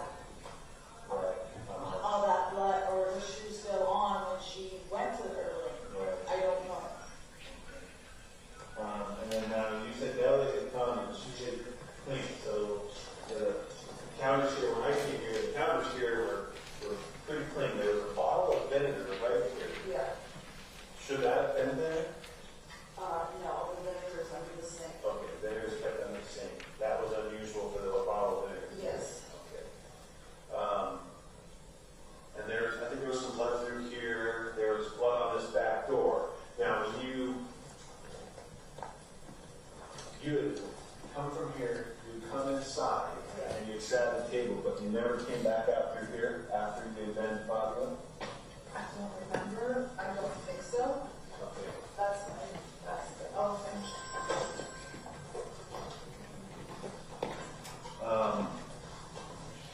Okay, so I did see blood here because I just cleaned it last week. My sister was here. This was all black, and there's a smudge of blood. I know they did find some blood Yeah. on the door, on the staff door. You don't remember if you touched anything? I think so, but I don't remember. I don't know if there was any prints here. Okay. So at any point before this incident, or Fabio's ago, did you have any friends or family or you or anything, did you guys cut yourselves at all? Is there any way that anyone that you know that has been in the house cut themselves and would have left blood at any of these places at all? I have no way of knowing that. I don't think he had any pets. I cut myself all the time in the kitchen, but not that I would go touching things, but. I know your friends or family, hey, I cut myself, whatever. Oh, like I said, we had a lot of family holidays. I don't know. You would have noticed. I would have seen when I opened this door, there's something on it. Or even if there was bloods in the garage and anyone that could have cut themselves out here, you have a gardener? We do, but they don't ever come in the house. They've never been in my garage. Now, he was working on that power washer and he broke it. Okay. So that's why he had to go get it to get fixed. And I think he, I know he had his hands full of, they're black, full of gasoline, whatever. I don't know if he cut himself. Who was working on the power washer? Yeah, I think the day before that. Oh, your husband or the partner? No. Oh, okay. Yeah. Fabio broke it, but you don't know if he injured himself. I don't know, so I'm just trying to think. That's the only thing I can think of him doing something that may, I don't. You didn't have any parties where someone cut themselves, getting something out of the garage on glass, and could have left blood in the garage? We had a lot of parties. I had a lot of guys come to help him up his friends stacking wood. I don't know if they got that. But no one close to you, your family, your friends, Not and that you I know remember, of. I cut myself, or anything like that? No. Did any of Fabio's friends or family drive, or did anyone allowed to drive the Porsche? Drive it? I don't know. My brother-in-law was here, and they went, cruising around. So I don't know who drove, but they've been in it. His friends have been in it. I think I've been in it once. Maybe the girls once. As passengers or not? Have you ever? Oh, I drove it when he brought it home. He was trying to teach me. When did he exactly bring it home? Before Christmas, maybe 2 weeks before. I don't know the date of the purchase. So the day he signed. I think think I have it on my text messages, as I didn't delete it, I had the date. It was a pretty prized possession for him, though. I mean, he's Yeah. pretty proud of it, I'm He sure. waited a long time for that. Let me look in the glove compartment. Yeah. Yeah, it's working glove. Yeah, and, should be in there. So the day the purchase day would have been the day he brought it home. Yeah, that he drove, I'm assuming. Yeah. Is that the day he came home with it? I'm not sure. Is the picture at home or at the dealership? Oh, wait, no, he came home with it on December 3rd. December 3rd. Did you hear that? December 3rd. December 30th is what day? The day he brought it home. What is the purchase price on the paperwork here? December 3rd. Okay, so yeah, so December 3rd, that was almost 3 weeks before Christmas. Yeah. Did he go on any trips out of country from December 3rd till January 23rd? Oh gosh, he traveled all the time. I don't think he did, but I you can get his calendar or it was if it did, it was just a weekend one. Sometimes he's gone for 10 days, sometimes he's gone for 5 days. So you think if he did go somewhere around the holidays from December 3rd to January 23rd, it was only for a weekend? Yeah, no. Let's say by Christmas to when it happened, he didn't travel anywhere. We had people come here. From Christmas to Yeah. the 23rd, January He 23rd? never traveled. No. It was before, if anything. Before that. So it could have been between December 3rd and Christmas that he may have gone on a trip. On a weekend trip, maybe. During any of those trips, I mean, when did you allow you to drive the car? Did you go out with anybody in the car? No. Did you allow any of his friends to drive his car when he wasn't here? No. Any of your friends, hey, let's take that horse out? No. Nothing. I wish I could drive it, but I can't. Clutch. Yeah, he was trying to teach me, and the first day we were at home, Jessica was in the car. It's probably not the easiest clutch to learn how to drive a car with. No, because I used to do it a long time ago when I was like, I'll take the F-150. Oh, he just got the plates in the mail, registration. Oh, yeah? Yeah. The 2 days after. Mm-hmm.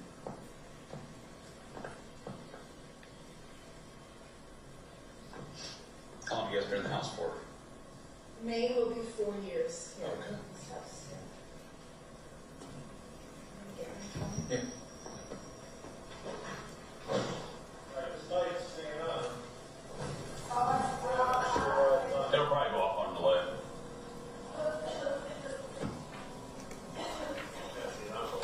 She went to get her phone. So look. Yeah. Plenty of room to walk behind the car.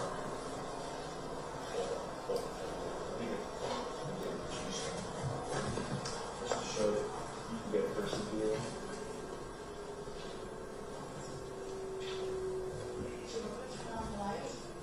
No, it's okay.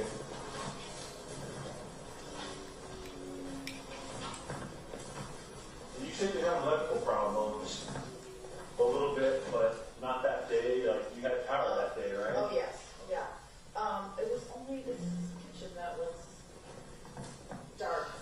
Everything else over there was working. And then the next morning, Mike came to look at the boxes, fuse boxes, and we turned it back on. Okay. All right. Okay. So knowing that you know, like you were here, used the sink or wiped anything down on the sink because it looks like there was some blood around the sink. Yeah. I mean, he was home, so I don't know what happened. I don't know what he did. I'm pretty sure it wasn't him. So And we talked about knives before. Yeah. All the knives here. Obviously, we did stabbing, we checked knives. Yeah. So there is only one missing from this set. Okay. That, from when we first got it, I think he had brought it to the garage one day and I never saw it again. Okay, so that's a missing request. No. It says sharp object, so it's a knife, obviously. Probably. I mean, it could be any kind of sharp. Can I ask you if you think, or if you know, do you think he fought back? Do you think there was a struggle? Again, I can't discuss details. Just know that we got things under control, that we are making progress, and it's going to be nice to be able to sit down with you and tell you everything, but now is not the time to discuss, stuff like that. And if I gave you an opinion on something and it ended up being wrong, then, it was that also. So just because things get discussed and talked about and shared, and I don't want stuff out there. I don't want theories floating around that aren't substantiated, or anything like that. So, and then, any of the detailed stuff, like we're asking you about and pointing out, I wouldn't discuss that with anybody. Who knows if this is not, this burglary crew, it's something else. If it's someone that had a bone pick with him through work, whether it's someone, at a cigar shop. I can almost 100%, I can guarantee, she has not one enemy. Yeah. Not one. So I'm finding out. Yeah. So, I haven't been able to find anything that would point to it. Okay, well, if we can just do the same walkthrough with Jessica. Sure, I'm going to have a cigarette. Okay, sure. Did you want a coffee or? No, good, thank you.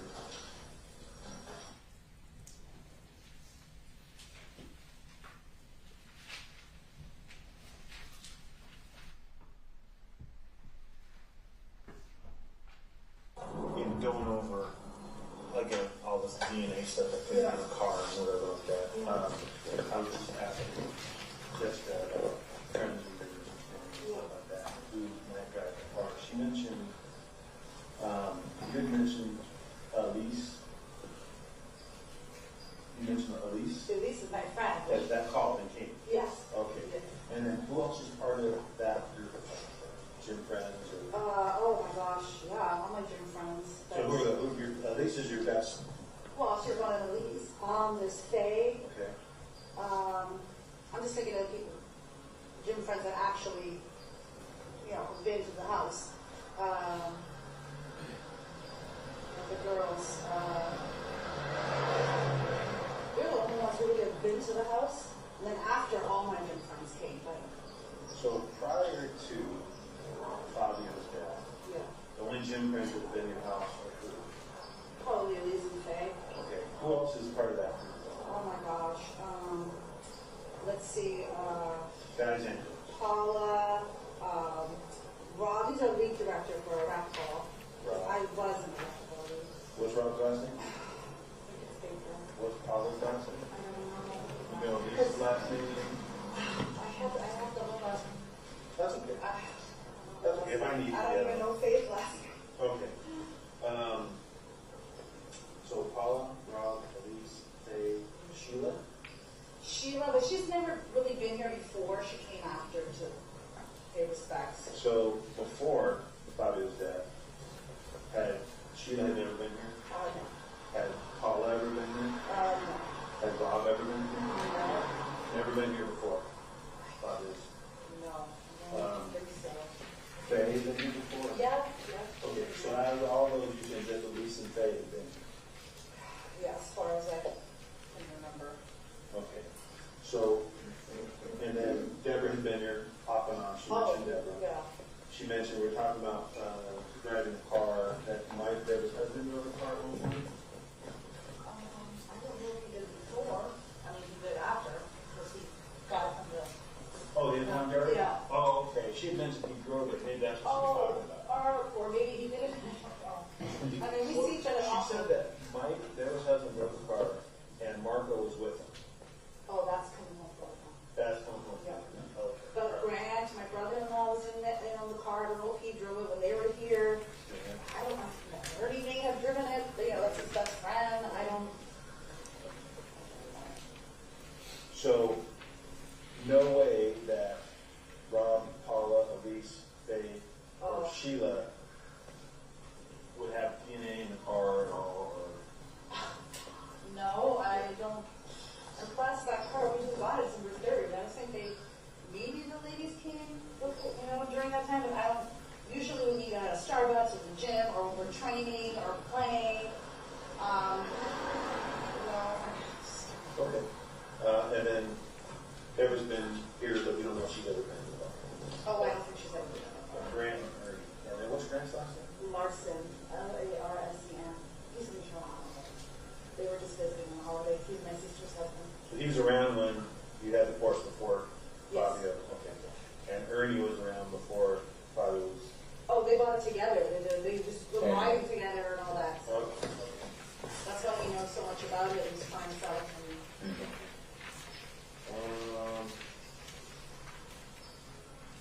Okay, that's all I wanted to clear up.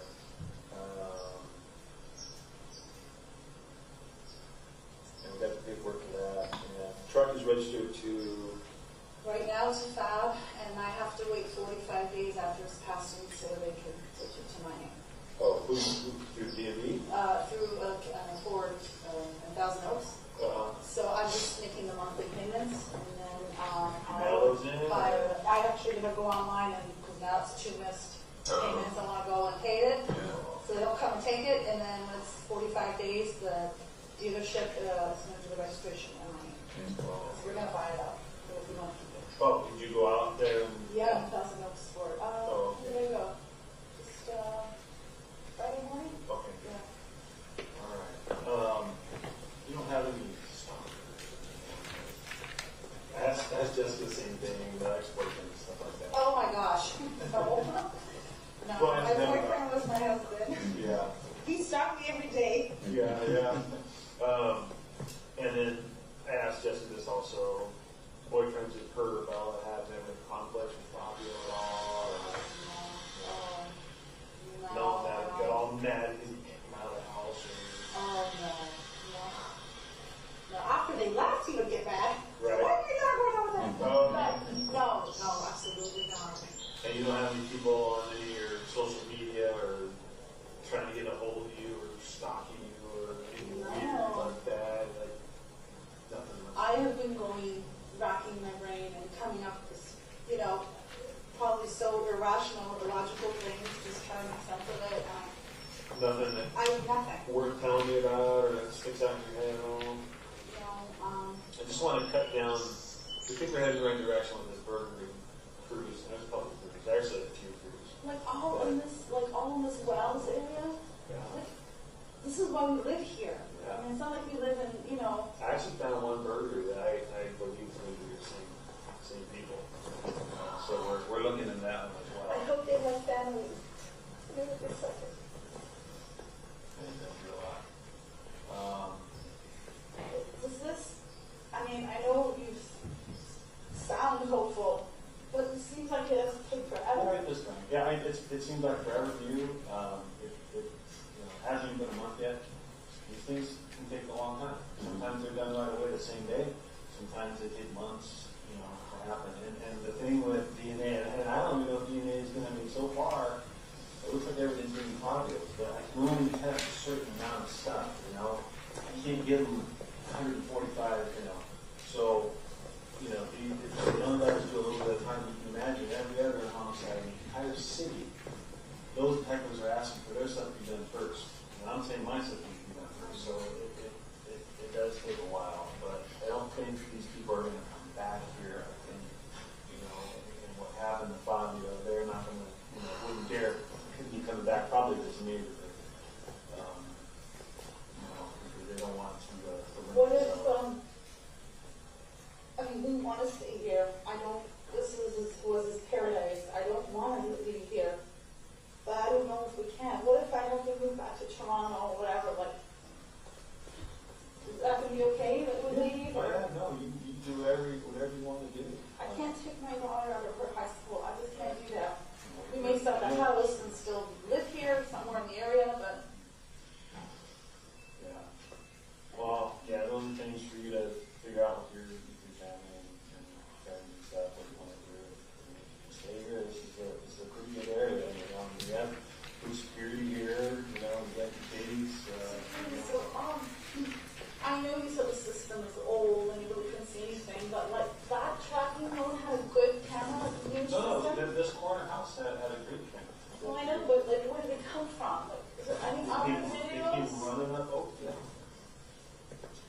we spent a similar amount of time finding video, and the way things go is usually the system's not working, the power was down, they don't have the angle, so now It had to come from somewhere, Ventura, somewhere. that's exactly what I'm thinking too, but there's all kinds of different ways in here. It doesn't make you go right on wells, left on wells, you go straight on Oakdale, and then it just kind of spirals down to the Boulevard, and so we've done a lot of work. We have some stuff that we still need to look through, but again, it sounds like these people were new. They knew they were security. Yeah, like if they're just jogging out, why did they pick this house? Right. When Because they got all these other they didn't see that truck in the driveway, and they thought no one was home. There was no cars here. Right. Probably thought no one was home. Even though Fabio has a TV on the patio overlooks the street. And yeah, well, I know when we're sitting, we can't see, but when you're standing, you can see. Yeah. And the fire was on. Yeah. But when he left, he was in the kitchen. He must have went out right after that. Maybe the TV was turned down, or does he usually have it up loud? Or? He usually has it loud. We text him from inside. Can you lower the television so we can hear it? I mean, that's another thing to think about. Normally these burglars they don't want to go to a house where someone's home, but if they've been one of those things where they knew what cars you guys were driving and none of them were here, and they figured maybe some. Was this door locked? We don't know, right? I don't know if this door locked. When we came here, it was open. We came in and out of here a lot. But it almost seems that because these guys were hooded up, as they made the corner onto Queen Victoria, they knew that this guy's got video cameras right here. Why would you? Yeah, or you can see all of mine too. You can see there's a camera right there. Yeah. Well, they took care of that. They took the whole machine. And you never been able to find a manual for it. No, it's just from the garage. I Were you getting to searched look all through the credit card areas. receipts? Let's find out the brand maybe of that. This is going back a while, so I'm gonna. Knowing him, I'm gonna look, but knowing him, and this is another thing, he always walked around with thousands of dollars in his pocket. For 20 years, I've been giving it shit. Don't do that. So I know he pays everybody cash. So I don't know the name of this person, but even the name of the company, maybe who came. Okay. He didn't sell himself. Right. Someone came to put it all together. So Maybe there's something in your credit card receipt or I something. don't know. Have video stuff. And just get to meet the model. Just in case we end up, tying on somebody. It's just on here. So you can't just, take the stuff down and without that. Okay, that's all. I just wanted to verify that. Oh, yeah, okay. All right. We're back to Ernie, and then we'll leave you guys alone.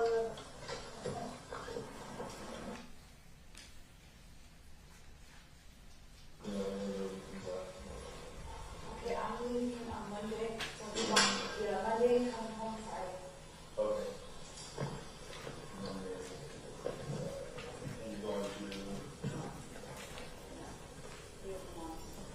Okay. Yeah, let me know if anything really happened or any more website stuff. What's something I'm thinking about? I'm just, and I told you about, I want to do that with stupid teenagers. I keep going back and forth, shouting out things, and I can't stop it, but if I'm out there and I see that, I will What are punch them in the face. What are they saying? Is there ghosts here? Is anyone getting stabbed there? Like, really bad. The only girls were not out here, it was me and my sister. If they heard that, Yeah, there'll be a fight. If you see someone picked up at the EPR that at work, I know, I'm actually going to State Farm's my next call, because they'll probably not get it for me, but they'll give me the money for it, so anything that was taken they want to replace, and whatever. I don't even care at this point, but I do need it. It was always nice to have that screen there, even though we never really had to go use it. Right. One time, I think, we woke up in the morning and found eggs in the driveway, rotten eggs, someone threw it out. So we tried to go back and look, but that was the only time we ever had used it. But it was nice to always see the cars coming out, the girls coming in, what time they were going out, we could always see that. Right. So I would like to have it, Okay. All right. I think that's good for now. Please, even if nothing comes out, can you just please call me every couple of days, because I I'll try to. don't Usually when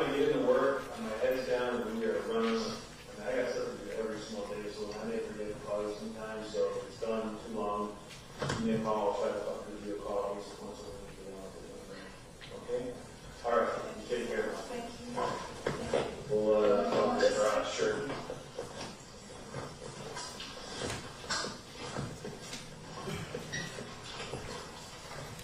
All right, okay. Take care.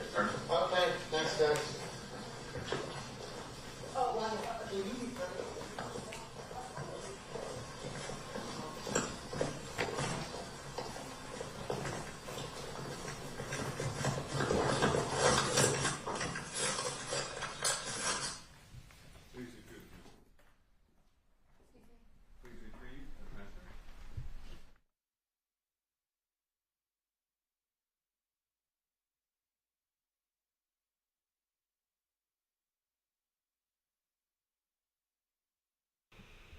Not sure why they cut the audio right now, but it's them.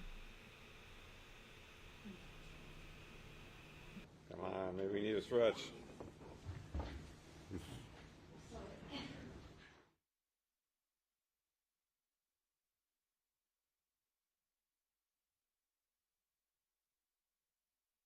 The judge is trying to get the jury to stand up and stretch. Didn't look like it was going well.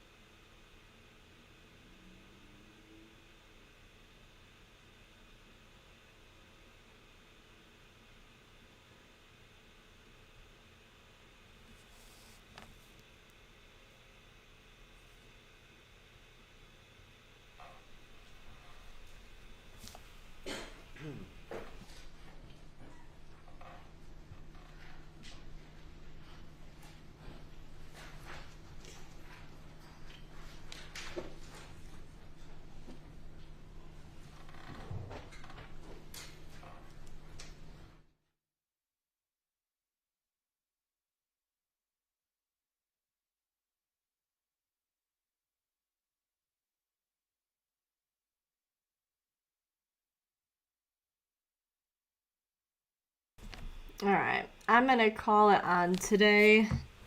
Feel like we got a lot in. We've been on for almost 7 hours with this trial today. But before I go, I wanted to show you guys a couple pictures. I'm gonna get a good still of her at the trial. Okay, so there's her face. And let me open this. I wanted to show you guys the different pictures of how different she looks. Let's see if I can do this. Showing both. Not well. Alright, well. Yeah, there's her and Fabio. And then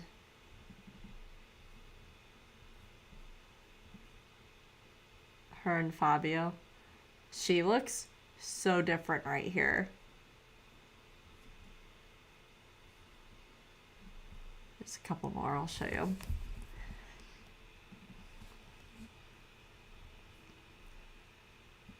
Another one. Again, very different.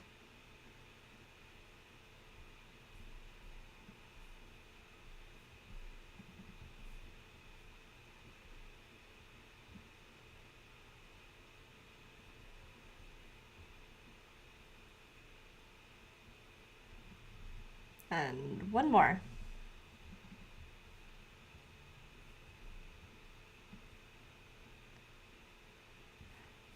I think this picture probably most resembles her currently. That's my opinion.